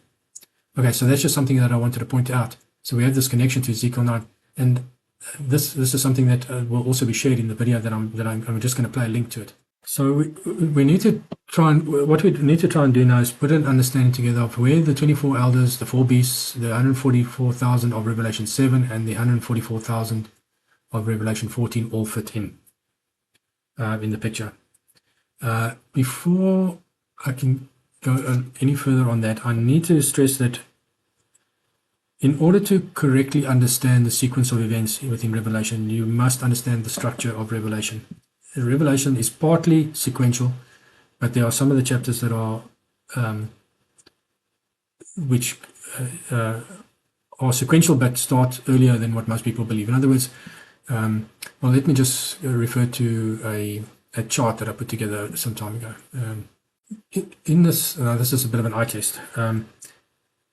I just briefly I discussed this in great detail in a video when I did a study on the beasts of Revelation. In that video, I think there were two videos, the Beast of Revelation, these two videos here. But in this video here, I'll go into the structure of Revelation, because to understand the sequence of events for end times, you've got to understand the structure of Revelation. And so what we're seeing here is that when you read Revelation, and let me just zoom in a little bit here, you must understand that its structure is really the first few chapters are the base, and then it forms like almost like a hierarchy, a pyramid type situation. Okay, and that's what I tried to depict here. So let me just go through it very briefly. You've got the base chapters, Revelation chapters 1, 2, and 3. Revelation 4 starts getting into setting up the throne room and the introduction of Mount Zion. And then you've got then Revelation 5 starts speaking about the seals in the book and the beginning of the opening of seals. And we see there's a group there. And I'm going to get into the groups now. There's a couple of groups that are mentioned in Revelations. In fact, there's 6 groups that are mentioned in Revelations. And I'll define those 6 groups now. But in Revelations 5, we get to meet some of those groups. The 24 elders, the 4 beasts. We get to meet the many angels, the 10,000, some 10,000, and thousands of thousands of angels. And then we get to see the 6 seals being opened up, and then we're introduced to another group, the 144,000 of Revelation 7. And then we see that there's the 7th seal is opened in Revelation 8. Revelation 9, we've got all the trumpets, the trumpets, the description of the trumpets. And then Revelation 10 is the conclusion. So these are all nicely in sequence from 5 to 10, and probably 4 also. I could have even brought 4 in as part of that sequence. But then you would think it goes to 11, 12, 13, but that's in fact not the case. You've got to read chapters 14 to 11 in reverse. So it doesn't go 11, 12, 13, 14. You've got to read 14, 13, 12, 11, and 10 would be a reverse sequence of events, with 10 being common to both those legs. So 10 is common to this leg, but 10 is also common to this leg. So chapter 14 runs in parallel with Revelation 5. Revelation 13 is in parallel with 6. And Revelation 12 is in parallel with 7 and 8. And Revelation 11 is in parallel with Revelation 9. And then of 10 is common. And then, of course, then it goes sequential from there, from 15 onwards, 15, 16 onwards, with the exception of 17 and 18. They seem to be special chapters that are more detailed. So where many people put the Revelation 14 later in the story, Revelation 14 happens right at the beginning of the story. This is part of the first worker group. Revelation 14 is that first worker group. When you understand that, and you understand that these other things that are mentioned in Revelations 14 are part of the beginning of tribulations, then things start falling into place. So I'm going to make a reference to a study that I did. This was a study that, this was speaking of the 144,000 of Revelation 14, and how they compare with the 24 elders and the 4 living beings, or the 4 beasts, concerning the new song. So I'd highly recommend a read through this study to understand that the connections between the two, which I've already mentioned that both groups are redeemed. Both groups sing a new song in the case of the 24 elders and the 4 beasts, and like a new song in the case of 144,000. And but the one group is in the throne room, and the other group is standing on Mount Zion. And we see then also in the study, I mentioned also where the many angels fit into the whole equation, the 10,000 times 10,000 and thousands of thousands, and the difference between them and the 24 elders and the 4 beasts versus the 144,000. So they and that group seems to be the bride, and the 10,000 times 10,000 and thousands of thousands is that comes in Revelations 5 is the bride and those that are counted worthy, that are brought into the throne room together with the 24 elders and the 4 living beings. This study really goes into the detail of that. So without going into detail on the study, I just want to focus a little bit on that new song that they sing, and the connection that it has to Psalm 96 and 98, which seems to characterize the groups as workers or harvest workers and the army. Okay, so I want to just read through Psalm 96. We see in verses 1 to 3. Psalm 96: "Oh, sing unto the Lord. Oh, sing unto the Lord a new song. Sing unto the Lord all the earth. Sing unto the Lord, bless his name, show forth his salvation from day to day, declare his glory among the heathen, his wonders among all the people. So there you see there's a worker group being a witness, going out, showing the salvation and declaring his glory. Okay, and that is sing a new song. Okay, sing unto the Lord a new song. Then Psalm 98, we have a similar thing. It says, okay, this is annoying. Sing unto the Lord a new song, for he hath done marvelous things in his right his right hand and his holy arm hath gotten him the victory. The Lord hath made known his salvation. His righteousness hath he openly showed in the sight of the heathen. He hath redeemed, he hath remembered his mercy and his truth towards the house of Israel. All the ends of the earth have seen the salvation of our God. Make a joyful noise unto the Lord, all the earth. Make a loud noise and rejoice and sing praise. Sing unto the Lord with harp and with harps and the voice of a psalm, with the trumpets and the sound of a cornet. Make a joyful noise before the Lord, the King. Let the sea roar and the fullness thereof, the world and they that dwell therein. Let the floods clap their hands. Let the hills be joyful together before the Lord, for he cometh to judge the earth with righteousness, and he shall judge the world and the people with equity. So we see that connection. When you read this, you see this is that new song. This is a worker group that the Lord has brought about. That was the one thing in the study that I wanted to highlight. The other thing that I wanted to highlight in the studies was the makeup of the 24 elders and the 4 living beings.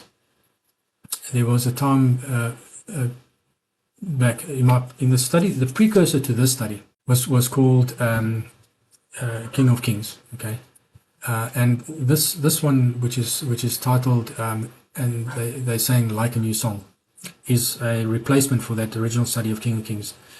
But there's one thing that, so I've made revisions to it, and there was one section in King of Kings that I think I actually got it right, and that was with, and I need to bring it back into the study again. I need to revise it back in here again. You see, the makeup of the 24 elders and the 4 living beings, I believe, is also 144,000.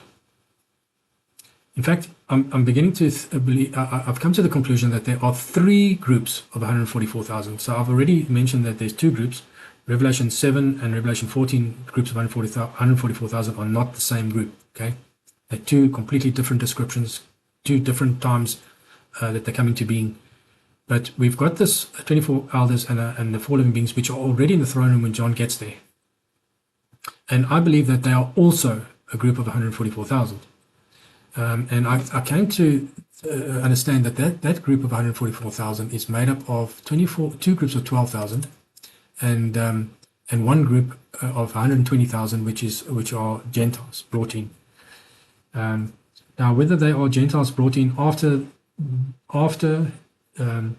Jesus' death and resurrection, or whether they are Gentiles that lived prior to Jesus' death and resurrection. But it matters not, because whatever Jesus did on the cross was valid both forwards and backwards. So both from Adam all the way through. So the work that he does is always, it's not bound to time. It's not only from that point in time going forward. It was from that point in time, but time past and time forward. So in this description, I do believe that it was valid, and I took it out, but I need to bring it back in again. And I think that the 24 elders are the 2 groups of 12,000 Israelites, probably connected to the tribes of Dan and Ephraim, which are not mentioned in Revelation 7. But it doesn't necessarily have to be only from those, but they are Israelites. Whereas the remaining 120,000 are from the Gentile nations. And we see that this group of 120,000, I think we see evidence of them in different places. I'll get to where we see them, but I do believe that their makeup is 4 groups of 30,000, 120,000, 4 living beings, 30,000 per each group, for each of the groups. Whether those are different groups from different times through the history, I don't know, but there are 4 groups, and each of these groups are made up of 6 groups of 5,000.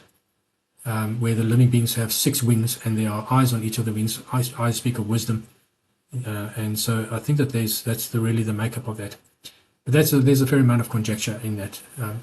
Then the evidence that we see with regards to the make of the why 120,000 Gentiles, we see that in the story of Queen Sheba, the Queen of the South that Jesus referred to, that she comes in the judgment. Queen of the South in Luke 11:31, Queen of the South shall rise in the judgment with the men of this generation and condemn them, for she came from uttermost parts of the earth to hear the wisdom of Solomon, and behold, a greater than Solomon is here, referring to himself. So we have this connection of into the end times of Queen of the South, Queen Sheba. And Queen Sheba, when she visited Solomon, she actually gave him 120 talents, which relates to 120,000 souls. And then, so we see that in 1 Kings 10, 8-10, that story, she gave the king 120 talents of gold and spices, very great store, and precious stones, and there came no more such abundant spice as these which the Queen Sheba gave to the King Solomon. So there's a type and shadow here of the Gentile group coming in together with lots of prayer, okay? Spices, great store.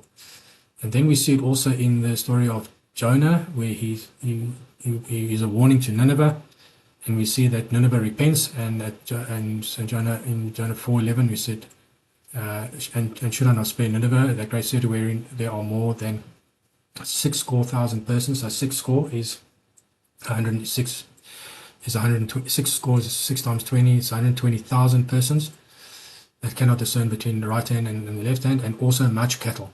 So we see here there's a connection between to this 144,000 comprising 120,000 Gentiles and much cattle, referring to the Israelite group, the 24,000. So I think that we see that evidence over there.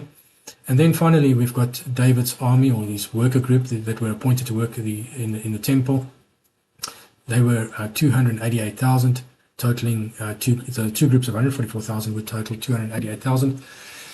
But over and above that, he also had 38,000 singers or choir members and porters. And so there's also that connection. And we see that in this, where Jesus said in Acts 15, in Acts 15, it was Peter that actually stood up and he said, after they had held the peace, James answered, it wasn't Peter, James answered, his men and brethren, hearken unto me. Simeon had declared how the Lord had first visited Gentiles to take out of them a people for his name. And to this agree the words of the prophets, as it is written, after this I will return, and I will build again the tabernacle of David, which is fallen down, and I will build again the ruins thereof, and I will set it up, so that the residue of men might seek after the Lord, and all the Gentiles upon whom my name is called, saith the Lord, who doth all these things, known unto God are all his works from the beginning of the world. So we see James is making reference to a prophecy where the Lord said that he would build again the tabernacle of David. So for this we need to understand the prophecy. It's in Amos, and we need to understand what the tabernacle of David was. So for that, I'd recommend you go and read through this study here. I will build again the tabernacle of David.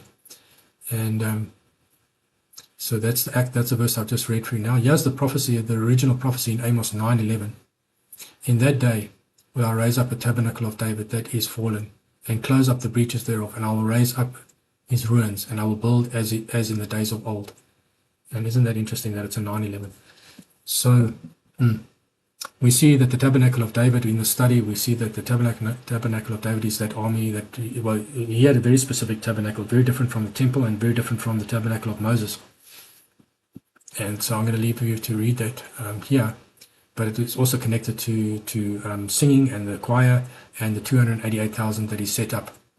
So those are very nice connections. You've got to understand the tabernacle of David. If you want to understand the prophecy of what Jesus is going to do in rebuilding or building again the tabernacle of David, and how it's connected to two groups of 144,000 plus a choir group, which in David's time was 38,000, but actually might be 144,000 in these end days.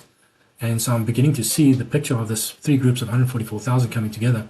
And that group of Revelation 14 may in fact be a choir group. I don't know. But I'm not the only one seeing it. And so I would highly recommend you go and have a look through the study and understand these 144,000, that they are different groups and that they have a specific purpose, and that the Lord has said that he would do it. And he would build again the tabernacle of David. And there will be worship, as it was in the tabernacle of David. There will be worship again in these times. And he's going to build it. Now, the interesting thing is that we see that it all starts, that he makes mention of this in Acts 15. And we understand that Acts 15, in terms of the chapters to years, Acts has 28 chapters, and the first 14 chapters are in line with the 14, there are events described in the first 14 chapters that line up with the events of the 14 years of tribulation. And then it starts again that the chapters 15 to 28 are also these events lining up with the 14 years of tribulation of year. So chapter 15 is connected to year 1. And so we see that from year 1, he's going to build again the tabernacle of David. So again, we see that 144,000 of Revelation 14, which happens right in the beginning, is part of that building again of the tabernacle of David. And in fact, we've already got the 24 elders and the 4 living beings also there already in the throne room. But a little bit later on, although they might be sealed, the 144,000 of Revelation 7 are sealed right in the beginning here, they only begin their work 6 years later at the end of seals going into trumpets. So that's a study well worth looking at. So at this point, I'm going to, we're now an hour and 40 minutes or so into this teaching. And I want to take the next 15 minutes or so and just go through a video that I came across recently. And I think they have an understanding. They've shed some light on the subject in a different way. And I just want you to hear it. We're going to answer you questions about the 144,000. Are they men? Are they women? Who could they be? And what about this virgin thing we got going on? We got so many questions that we're about to answer for you. Buckle up, people. This is going to be a good one. Okay, Brian, so what we're looking at an image of the coach in Revelation, the scroll of mysteries from chapter 14. And so I want you to just get an imagery of this, and then we're going to move on to the next slide, and we'll introduce you to something that we've been comparing it to. So remember, you guys, Brian, in chapter 7 of Revelation, we were introduced to the 144,000. And then I did a comparison to Ezekiel 9, 1 through 5. And if I may, I would like to read through Ezekiel 9 so that you can get an idea as to what's going on in Ezekiel 9. Then he called out in my hearing with a loud voice, saying, "Let those who have charge over the city draw near, each with his deadly weapon in his hand." And suddenly 6 men came from the direction of the upper gate, which faces north, each with his battle axe in his hand. One man among them was clothed with linen and had a writer's inkhorn at his side. They went in and stood beside the slaughter place. Now the glory of Elohim of Israel had gone up from the cherub where it had been to the threshold of the temple. And he called to the man clothed with linen who had the writer's inkhorn at his side. And Jehovah said to him, "Go through the midst of the city, through the midst of Jerusalem, and put a mark on the foreheads of the men who sigh and cry over all the abominations that are done within it." To the others, he said in my hearing, "Go after him through the city and kill. Do not let your eyes spare, nor have any pity. Utterly slay old and young men, maidens and young children and women. But do not come near anyone on whom is the mark, and begin at my sanctuary." So then they began with the elders who were before the temple. And then he said to them, "Defile the temple and fill the courts with the slain. Go out." And they went out and they killed in the city. So there's this weeping of what's going on in Jerusalem. There's these atrocities that are happening. And Ezekiel 9 is a prophecy of the future. And it's a people that there are those that will be sealed and those that will be killed, right? And so Ezekiel 9 is about a punishment that comes upon both Israel and Judah.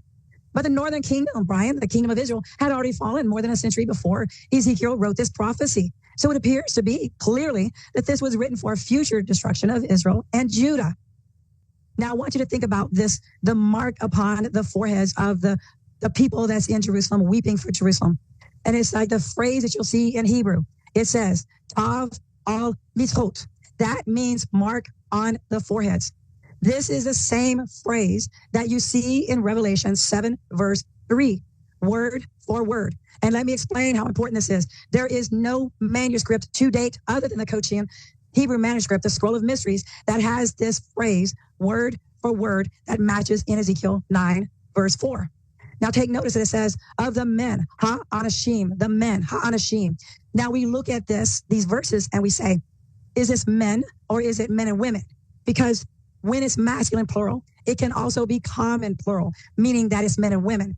But better yet, it can be men, women, and children. In other words, the people. Okay. So then we look for clues. Is this men, women, or men only, or men and women and children? And so now we look at these verses and we see there were those who were crying out over the abominations.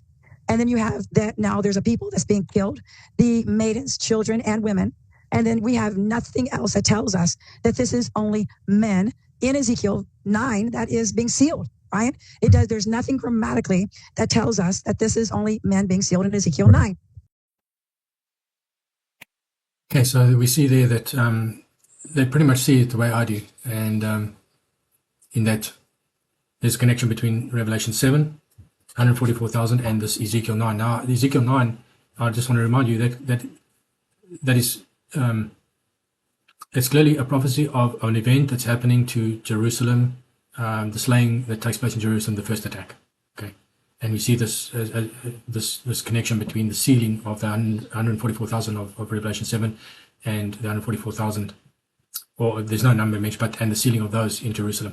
Now, these guys in their study, they have not separated, or they do not distinguish the difference between the Revelation 7's 144,000 and Revelation 14's 144,000. So if you watch the rest of the video, just bear that in mind. Now we're going to get into a little bit more detail about the singing, and these guys have something really interesting to say with regards to some of the work that they've done in studying the Hebrew text around this singing a new song, and I think this really adds a significant amount of depth to the importance of understanding that this singing a new song is actually a lot more important than what we've to date given credence to.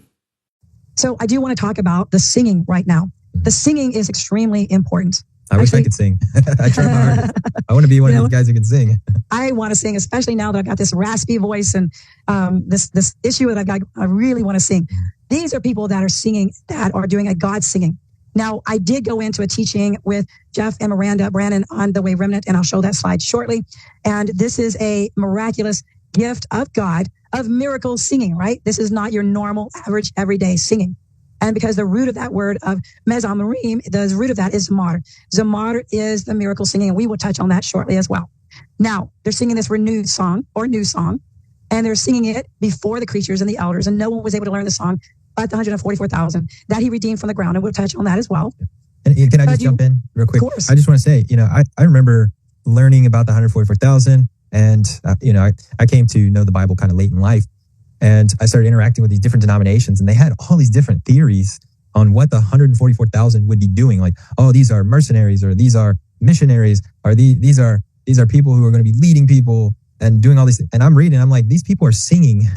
They're singers, and they're going to do praise and worship before the Lamb. I'm like, why are people adding all these different ideas of what these guys, or maybe they'll be in charge of a planet. I know there's some religions out there. Each one of these 144,000 are going to get their own planet. Y'all are doing too much. Just stick with the way they're singing. I've never heard that one before, Brian. That's funny. Well, we don't know other than what we have written here. Mm-hmm. And so these are interesting theories, and we'll have to see what happens when the time comes. Now, I do want you to look at this next line. These are those who did not sin with the women and are like virgins. Now, I want you to see that word like virgins. It's in Hebrew. You see the kaf before the word betulot. And what that is the kaf is a prefix that means like or as. So now they're not virgins. They're like a virgin. Like so they're pure. Cleansed, right? They're clean, they're pure, right? They've been cleansed by the blood of the Lamb. This is who they are. So, and they're going after the Lamb. They were purchased or redeemed for the firstborn of Jehovah and the Lamb. So now these are redeemed by the Lamb of Jehovah, which is Yeshua. And then you get to the next line. You see, in their spirit, there is no deceit, for they are blameless before the throne of Jehovah. Now, I put two images up there.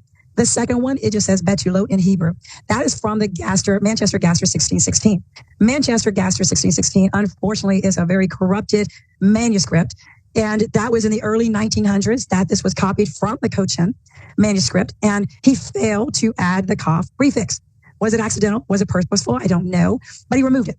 And that's why it's important, because you need to see that the Manchester Gaster 1616 manuscript is very corrupted. Unfortunately, it is not one. It's beautiful handwriting, but not a good manuscript to reference. Yeah, that was the one I started out with when we were translating and transcribing. I started out in the Gaster. And then, I thought, man, this one's so amazing. This one's so beautiful. And then you start comparing it. You start seeing all the modifications. You're like, they really messed that one up. Yeah, they did. And that's a very unfortunate thing, because you're right. The handwriting is just beautiful. And it's just unfortunate that we just have to point out these things and let the people know that the Manchester Gaster 1616 is just a very corrupted manuscript. So, but I want you to notice these pronouns, those, they. This is not from any of this information. We cannot gather a gender from this, right? It cannot be just men, and it is not Jewish men, right? So this is now people in general. It's those, them. They're like virgins. By the way, Betulot is also feminine plural, by the way. They're like virgins. So, if we get into the technicality, are they all feminine virgins? No, it's just, these are metaphors of saying these are people who are like virgins. They're cleansed by the blood of the Lamb of Yeshua, right? Mm-hmm. And so let's go to the next slide, Brian. So let's look at the virgins and the women metaphors. To sin with women. Revelation is a book filled with metaphors. One metaphor is that is used throughout the Bible, and that the women stands for a woman of worship. And so you can see this in Isaiah 121, Jeremiah 2, verse 2, 3, 7 through 11, Ezekiel 16, Nahum 3, 1 through 4, Hosea 1, 3, 4, 15, 5, 5, and Lamentations 1, 1. And of course, Matthew 12, 39. So this is a metaphor to sin with women, those women, those that are women that are probably prostitutes, women of the world. So they didn't sin with this idolatry. So, and it represents idolatry. And that's exactly what it represents. They didn't do any idol worship at all. Now, to be a virgin, you can see that in Revelation 14:4, the metaphor that is a virgin who is pure from idolatry. And you can see that in Jeremiah 46:11, Amos 5:2, 2 Corinthians 11:2, and Revelation 18:4. So you see these metaphors. These are pure and clean people who did not sin in idolatry, and they were cleansed by the blood of the Lamb. So I think we've hit kind of hard on that. I just wanted to make sure that people understand these metaphors, right? Mm-hmm. Absolutely. Okay, Zamar. So we talked a little bit about this with, as I said, Jeff and Miranda at The Way Remnant on their YouTube channel. And so that root Zamar, it is actually a powerful word that can mean God singing. And so when I first learned about this word, I was in my e-course at the Israel Institute of Biblical Studies. And the gentleman that was teaching my class, he is a Cohen in Jerusalem, which means he's a priest in Jerusalem. And we started talking about a few things as far as the linguistics and things like that. So when you see the Zamar and you're looking in the BDB dictionary, where it's going to mean three different things relating to the song. It's going to mean to sing, to play musical instruments, and to dance. So when you think about the root of this word Zamar, think about all of these things. Okay. And also it does mean to pluck. But this is what I want you to think about. When I say singing, it means all of this, including instruments and dancing. Now I'm going to be going from topic to topic, and I'm going to fold it all in together at the very end. Now, when this mark, and it does mean mark or sign, that is put upon the foreheads, which is Jehovah's name, the mark seems to be bringing in something more. When you look at Jastro's dictionary, it actually also means a musical note or musical score, right? So this seems to bring an indication that there's going to be this miraculous music that's coming with them, that they will miraculously know the song of the 144,000. They will know how to sing it. They will have the voice. They will have the dance. They will have all that they need to do this God singing. And this is what it is. This is God singing. Now, like I said, when I was in my e-course, we were looking at a few verses, such as in Exodus 15:2, which is the first time you see this very archaic song with an archaic structure of this word for Zamar. The root of that is Mar. But it's here, it is a Zimrat. The Zimrat, it is the power of God, or it is the song of God. And so you have to make a decision. Is this the power of God, or is it the song of God? And so when my instructor, he mentioned this word, he says that he believes that this is the power of God in the song. So here it says, the Yehovah is my strength and my song of God, and he has become my salvation. And so then you'll see this quoted again in Isaiah 12:2 and also Amos 5:23. So now we know that there's this God singing, right? And this God singing, where it's either the song of God, the God singing, the power of God, it seems to be all tangled up and intertwined together. Now, the one person that we know who was a God singer, well, he was King David. He was a God singer. Now, this is coming directly out of 1 Samuel 16. And it says, and one of Saul's servants answered and said, look, I have seen a son of Jesse, the Bethlehemite, who, number one, he knows how to play. 2, a brave one. 3, he's a man of war. 4, he's skilled in words. 5, he's a handsome man. And 6, Jehovah is with him. Now, this should give you an idea of what a God singer looks like. These are people who are going to know these things. These are people that their singing is part of the war, such as, I believe, the Song of the Sea and the Song of Deborah, which are very archaic songs. They're war songs, right? These will be war singers, just like David was. Remember when King Saul, he was tormented by the evil spirits that were sent to King Saul to torment him by Jehovah. And David was looked out to find because of those skills, those 6 qualifications that he had in order to play for King Saul that would drive the demons away. This is what God's singing looks like. It drives the demons away. So let's look at 1 Samuel 16:23. I would say David probably was the best player in all the land for the king of Israel to call him to come and play music for him. I mean, that seems like, you're going to get the best of the best, right? For the king. Absolutely. You're going to get the best of the best. I mean, they even have him, one of his qualifications that he's got to be a handsome man. So here he is, a handsome man. So now I believe this is what the 144,000 will look like. There'll be handsome people. There'll be beautiful people. There'll be people of war with their singing, perhaps. I don't know how this is going to work out, but we can see that these are people that will be uniquely skilled. The total package. That's a total package. Exactly right. So, and it came to be, whenever the evil spirit from Elohim was upon Saul, that David would take a lyre and play it with his hand. Then Saul would become refreshed and well, and the evil spirit would leave him. That's what God's singing is all about. Now let's look at 2 Samuel 23, verse 1. And these are the last words of David, the saying of David, son of Jesse, the saying of the man raised above, the anointed of Elohim of Jacob, and the God singer of Israel. So this is a God singer, as Amity wrote, of Israel. So he was a God singer. The root of that word is Zamar. He was the God singer of Israel. Wow. And so he was chosen to give this God singing. Now, let me just propose this to you. David knew the gift he was given. David knew this was a unique gift. And David also knew that there would be God singers coming in the future. So this is what I'm proposing, is that what you see here in David is what you will see similar to the 144,000. Yeah, what I want to do now is I want to just get into the prophecy that Zechariah prophesied on the 8th day of John's at John the Baptist's circumcision, on his eighth day circumcision. So we see here in Luke chapter 1 from verses 67 to 80. Just want to read through that. And his father Zechariah was filled with the Holy Ghost and prophesied, saying, Blessed be the Lord God of Israel, for he hath visited and redeemed his people,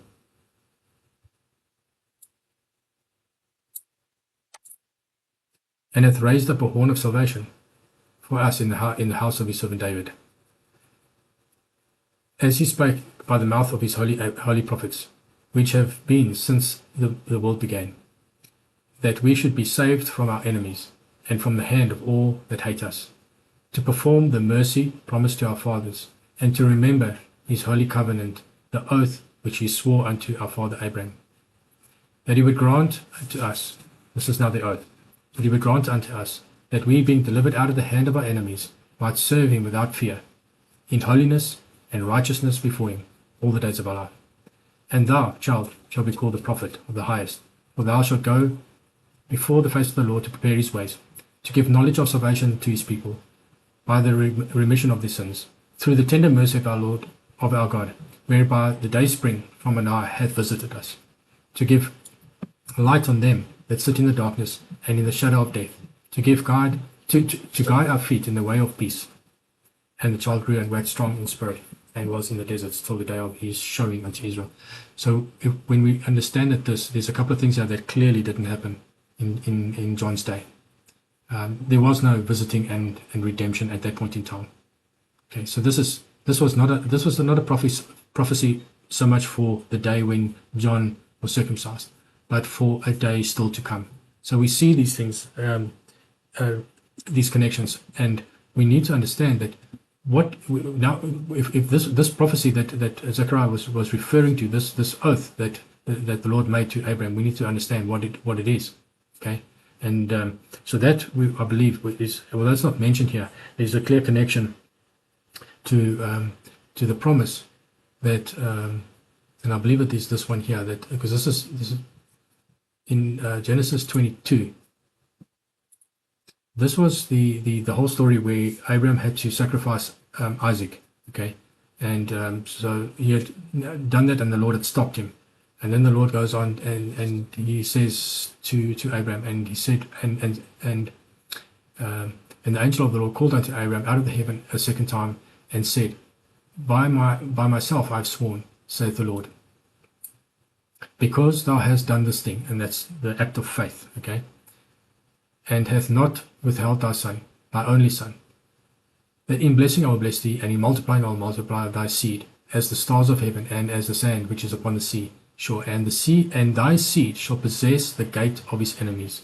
Thy seed shall possess the gate of his enemies. In other words, they will overcome the power of the enemies. They'll take charge of their enemies, okay? And in thy seed shall all the nations of the earth be blessed, because thou hast obeyed my voice. This was the promise. This was the promise of mercy that Zechariah was referring to. So yes, there's a speaking of the seed, that Jesus himself, this Messiah, but he's also speaking about a group that would be a blessing to all the nations. Okay? That would take possession of the gate of the enemies. We also know that this promise, this whole event, that took place where Abraham had to was told to sacrifice Isaac. This event took place at the time of Passover. So this promise was also made at the time of Passover, that the seed of Abraham would overcome the enemies and would have a part to play in the overcoming of the enemies and the taking of their gate. So again, I want to make a reference to a study that I put together, and I called it the horns, the reapers, the carpenters. So yeah, the reapers, the horns, the carpenters, and so there's a connection, of course, this to John 4, where Jesus spoke about the yet 4 months, you say, is the harvest, and the field is ripe now, and then he goes on to speak about the reaping, and the reapers who receive wages, and they and so there's that connection of John 4 also to the reapers receiving wages, and the study really just goes into this prophecy of Zechariah that we just had a look at now, the horn of salvation. So really just a lot more detail, the mercy promised. Just have a look at this very briefly. You see that the blessing blessing of the tribe of Joseph that Moses spoke, of the horns that would be used to gather in his people. He says, and of Joseph he said, later on in 33:13, and of Joseph he said, blessed of the Lord be his land, for the precious things of heaven, for the dew and for the deep that coucheth beneath, and for the precious fruits brought forth by the sun, and for the precious things put forth by the moon, and for the chief things of the ancient mountains, and for the precious things of the lasting hills, and for the precious things of the earth and the fullness thereof, and for the good will of him that dwell in the bush. Let the blessing come upon the head of Joseph, and upon the top of the head of him that he was separated from his brethren. His glory is like the firstling of his bullock, and his horns like the horn of unicorns. With them shall he push the people together to the ends of the earth, and they are the 10,000s of Ephraim, and they are the thousands of Manasseh. Anyway, so yeah, for a detailed study of the horns and the carpenters and the reapers, I'd recommend take a read through the rest of the study. There's quite a lot here that I believe will strengthen your understanding concerning the role that the workers actually get to play, the role that the workers are playing in this time of the end. Okay, the next section that I want to get into is the Feast of Weeks. We know that the Feast of Weeks is a 7th Sabbath count after the Feast of Unleavened Bread, which brings us to the middle of the 3rd month. And so it would be, in fact, the 16th day of the 3rd month. And what we know of Feast of Weeks is that it is Jesus' birthday, the day that Jesus was born in his first coming. And it's the covenant day. It is the day in which most of the big covenants that the Lord made with from starting with Noah and later with Abraham, with Jacob, all occurred on this particular day. It's also the day that the Mount Sinai event occurred, and that was in itself was a big covenant day. So If you go have a look at this, this is a detailed study on Covenant Day, the 15th day of the third month, and why it's an important day. So it's well worth having a look at that. Various scriptures and evidence as to why I refer to this day as Covenant Day. I believe this is the day that the bride and those that are counted worthy will be taken. It is the day of first fruits of the wheat harvest, and it is the day that the two loaves of bread baked with leaven are waved before the Lord. So the two loaves of bread, speaking of two groups, and it's also speaking of a very significant event. It's the only Feast of Weeks. It's the only Feast of First Fruits. There are several Feasts of First Fruits. There's one for barley, which happens just after Passover, after unleavened bread. There's this one for the first fruits of the wheat harvest. And then there's another first fruits feast, which is the first fruits of the grapes that occurs in the fifth month, the 9th of the fifth month. That's a first fruits feast. And then there's the first fruits of new oil, which happens on the same day as Feast of Trumpets, or the day after Feast of Trumpets, in fact. So we've got multiple first fruits feasts, but this is the only first fruit feast where something really special happens, and that's the baking of two loaves of bread that are waved before the Lord. So for that reason and many other reasons, I believe that is the day that's marked for the taking of the bride. It's also linked to Luke chapter 2, which is the next event in the sequence of events, and Luke knowing all things in order. And it's about the 40 days of Jesus Christ. And we know that the bride is taken just prior to the 40 days of the warning of the Son of Man. So the 40 days would have taken place just after, from the middle of the third week, from the middle of the third month is when Jesus was born, and his 40 days would have occurred. That is the 40 days that's connected to his 40 days of warning, as Jonah was a warning to Nineveh. So the timing is that the Gentile bride prepared, and those accounted worthy, the first fruits of the wheat harvest will be taken at Feast of Weeks in the middle of the third month. As it stands in this year, I believe that based on the true calendar, now if we have a 13th month year this year, then which I believe is very possible, the most likely scenario, then Feast of Weeks will be on the 11th of July, around 11th of July. Let's just go to Feast of Weeks. Feast of Weeks, Jesus' birthday. Yeah, it's the 10th, and the Feast of New Grain is on the 11th of July, 16th day of the third month. So if this year is to be a 12-month year, as opposed to a 13-month year, then the Feast of First Fruits of New Grain, or Feast of Weeks, will be a month earlier. It'll be around the 11th, 12th of June. I'm just not sure whether we're supposed to see a 13-month year or a 12-month year. That'll all be confirmed as we go along. So this will be a taking of a relatively small group of the bride, and then of course the those accounted worthy. And I think that this is the same group that we see in Revelations 5. The angels, what is referred to angels, Revelations 5. And I beheld and heard the voice of many angels round about the throne, and the beasts and the elders. And the number of them was 10,000 and 10,000 and thousands of thousands. That, I believe, and they get to say with a loud voice, they don't get to sing a new song, but they get to say with a loud voice, "Worthy is the Lamb that was slain to receive power and riches and wisdom and strength and honor and glory and blessings."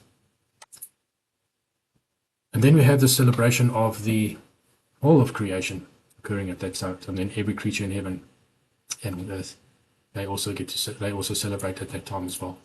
So this is the main event that we've all been looking for, waiting to happen. I believe that we've got 4 or 5 months before that, we've got the commissioning of the worker group, and then the taking of the bride and those that are counted worthy at the Feast of Weeks on Covenant Day. And remember that this will be, remember, a marriage is also a covenant in itself. It was supposed to be the original covenant day for the marriage to the Israelites when they were in the wilderness. where the Lord entered into a covenant. It was a marriage covenant that he entered in with him, and Moses went up for 40 days to receive the terms and the detail with regards to that covenant. And in the meantime, the Israelites broke their marriage covenant by worshipping the golden calf and committing idolatry. So once again, we will see on the same day the Mount Sinai story happened in the middle of the third month.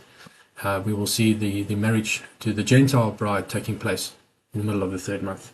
I just want to make some connections and complete the picture with regards to the events in Revelations 14. In Revelations 14, we've already spoken about this group of 144,000 that gets to stand on Mount Zion, the Lamb.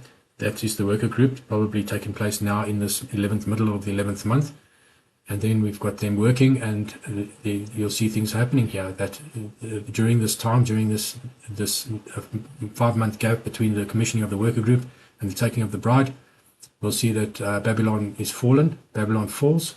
Now, I believe that this Babylon that's fallen is the USA. It could be other things as well, but the point is, we'll understand more clearly. It is a great city. I believe that something dramatic happens to the USA during this time, after the workers are commissioned. So an angel goes out saying Babylon is fallen, and I did a bit of this study. I just want to make a quick reference to that. This one here, Babylon is fallen, and I'll go into some detail as to why I believe that the US is that Babylon. So have a look at that.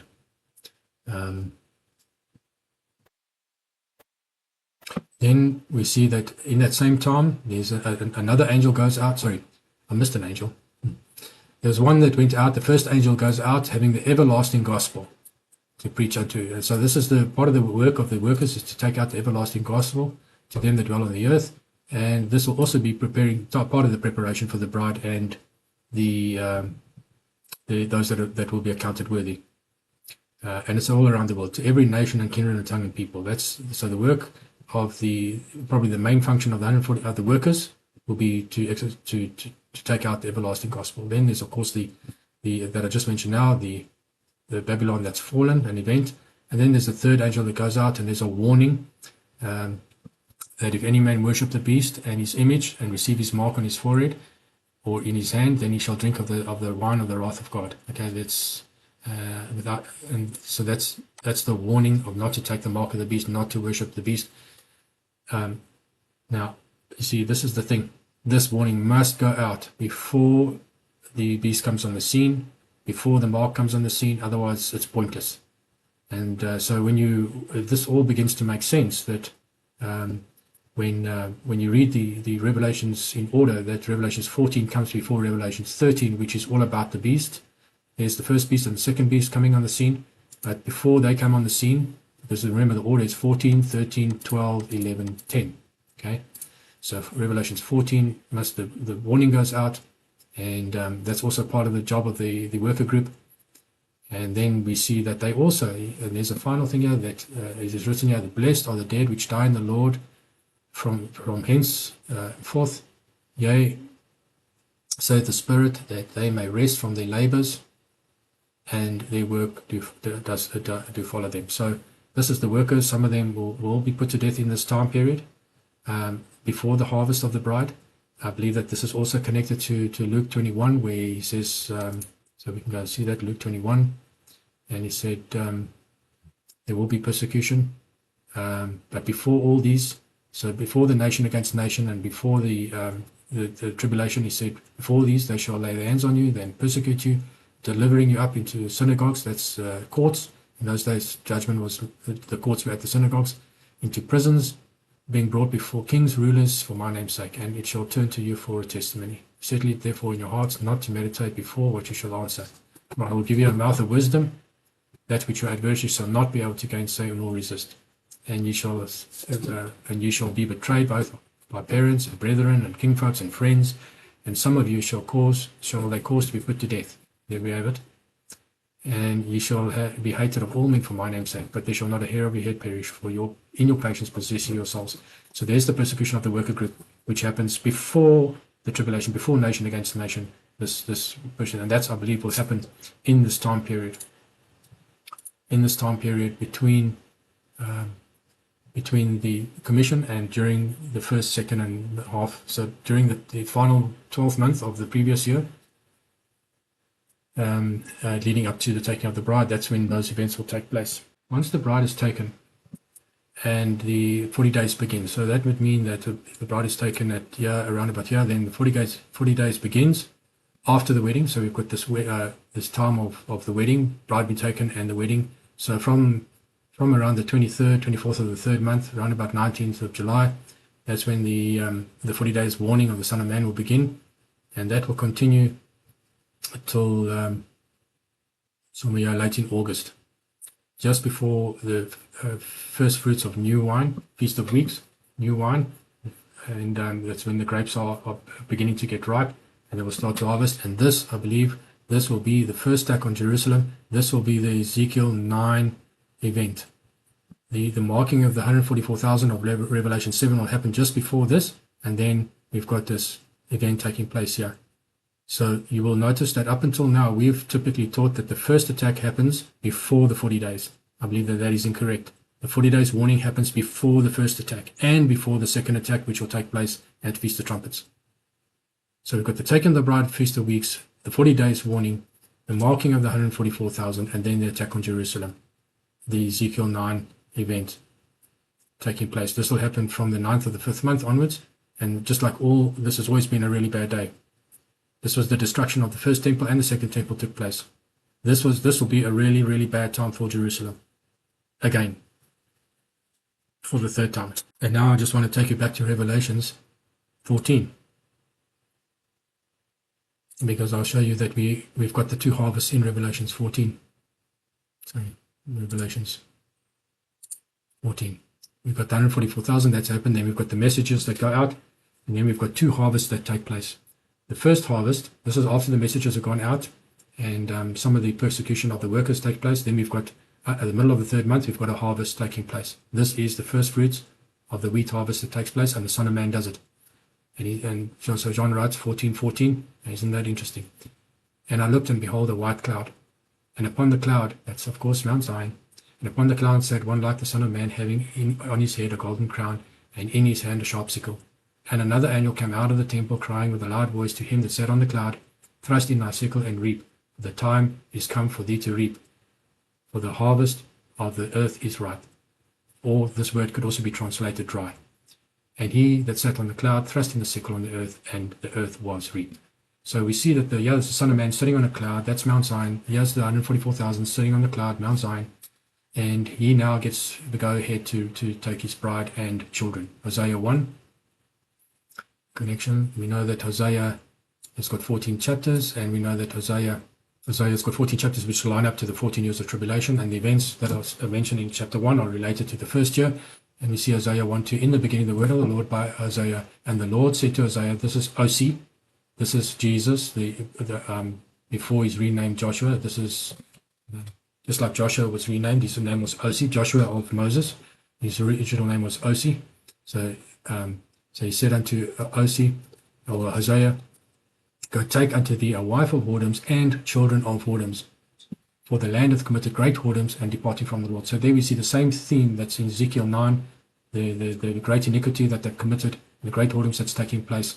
And he says, yeah, go take a wife of whoredoms. This is a Gentile bride, Gentile wife, and the children. Those are counted worthy that are taken.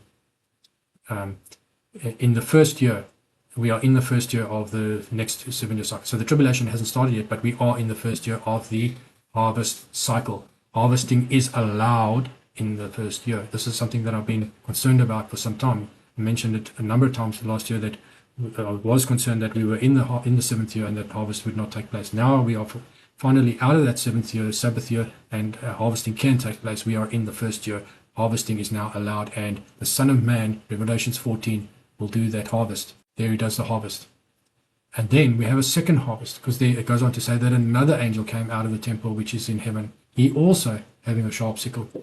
And another angel came out from the altar, and had power over fire, and cried with a loud cry unto him that had the sharp sickle, saying, thrust in thy sharp sickle, and gather the clusters of the vine of the earth, for her grapes are fully ripe. And the angel thrust in his sickle into the earth and gathered the vine of the earth and cast it into the winepress of the wrath of God. And the winepress was trodden without the city, that's Jerusalem, and blood came out of the winepress even unto the horse's bridle by the space of 1,600 furlongs. That there is the harvest of the first fruits of the grape harvest, which happens when? In the beginning of the 5th month. So that's why I'm saying, after the 40 days warning, so we've got the bride taken here at Feast of Weeks, 40 days warning, and then, or first the wedding for a week, then the 40 days warning, which brings us to within 3 days of also of the first Feast of Weeks, new wine, the first fruits of the grape harvest, the 9th of Av, and so this is when the grapes will be taken. This is when that Revelations 14 second harvest of the grapes, that grape harvest will take place by the other angel with a sharp sickle, much bloodshed. This is the Ezekiel 9 event. So we see that Revelation 14 events will be fulfilled right from the beginning, in order. The workers taken, workers working, harvest of the bride and those accounted worthy, and then 50 days later or so, the harvest of the first grapes, the crushing, the wine press, the crushing of the grapes in the wine press.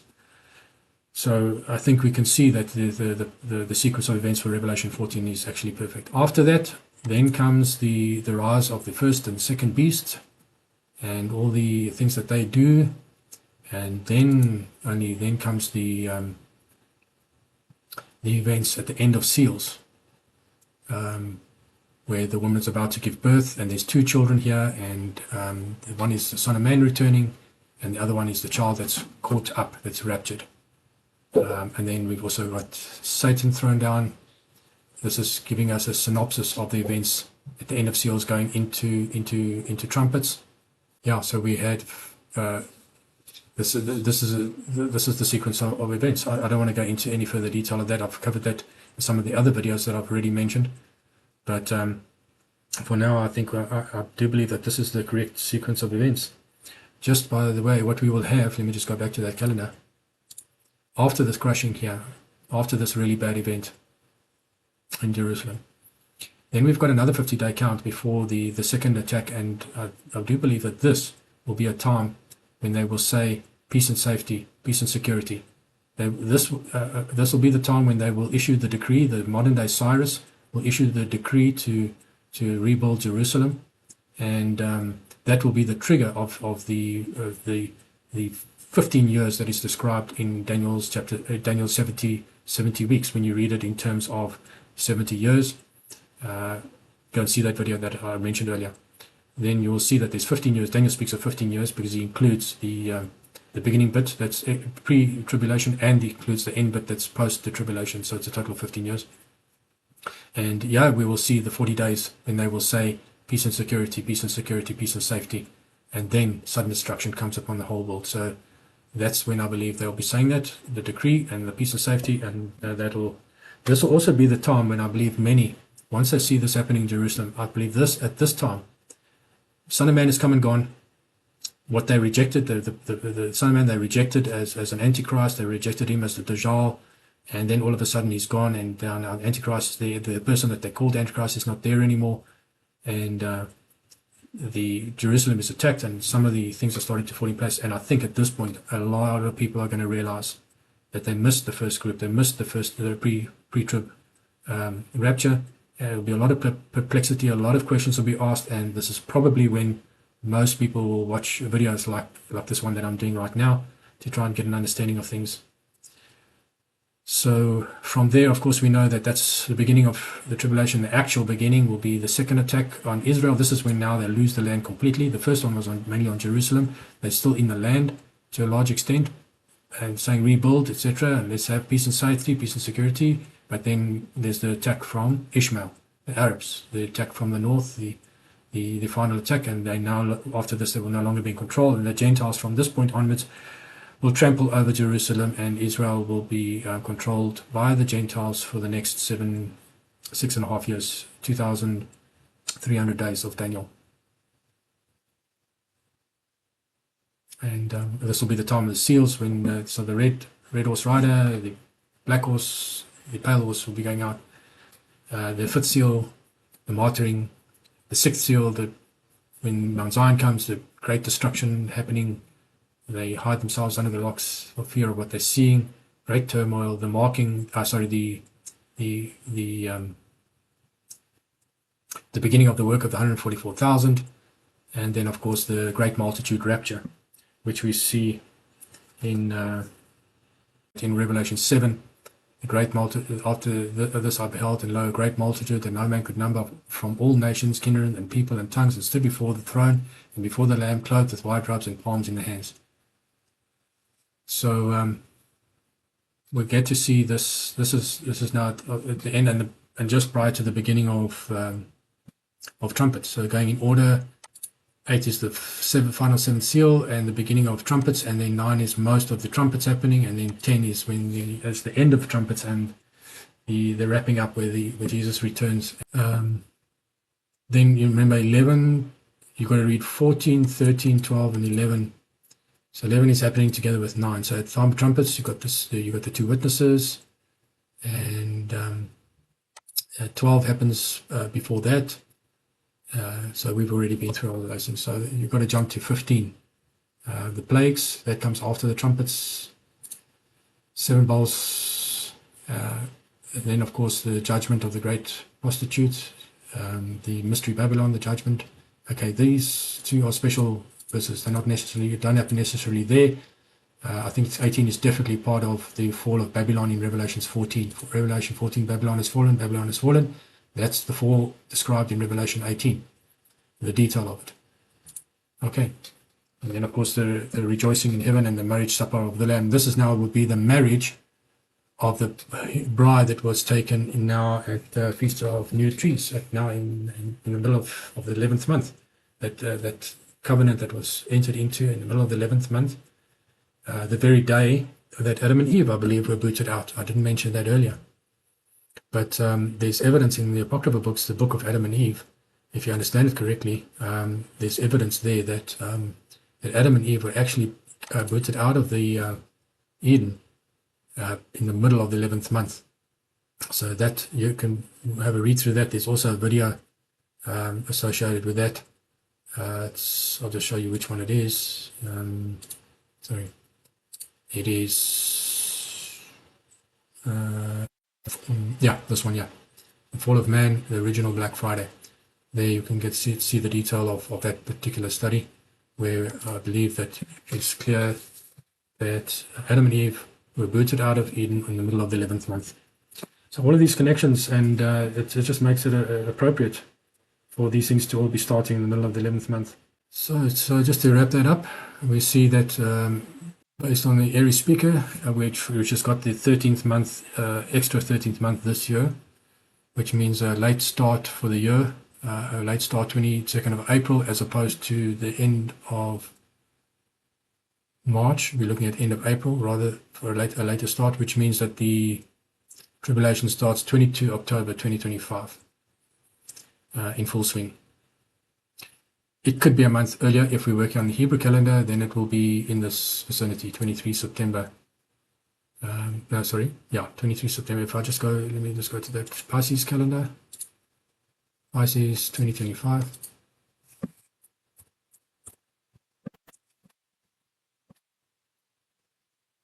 Pisces calendar, which is in line with the Hebrew calendar.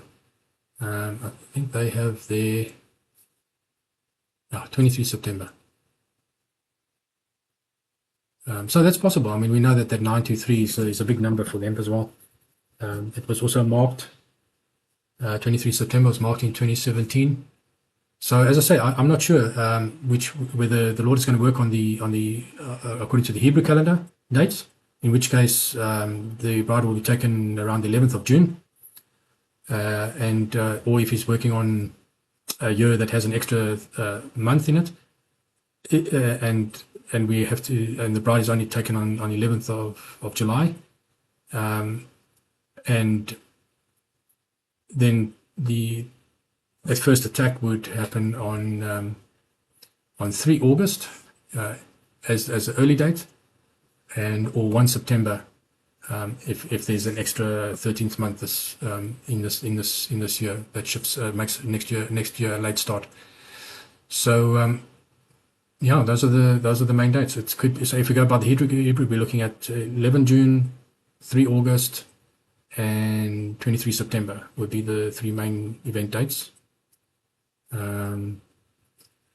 And if we're looking at a extra 13th month in this calendar, then and everything gets shifted out by a month, then we're looking at 11 July, 1 September for the first attack, and 22 October for the final attack and beginning of tribulation. I'm waiting for confirmation on that. I'll only know. And the worker group will certainly, I think if the worker group, if I'm correct, that this worker group is commissioned now in the middle of the 11th month, between the 6th and the 14th of February, somewhere around there, either one or the other, either at his birth or his 8th day circumcision, I'm not sure.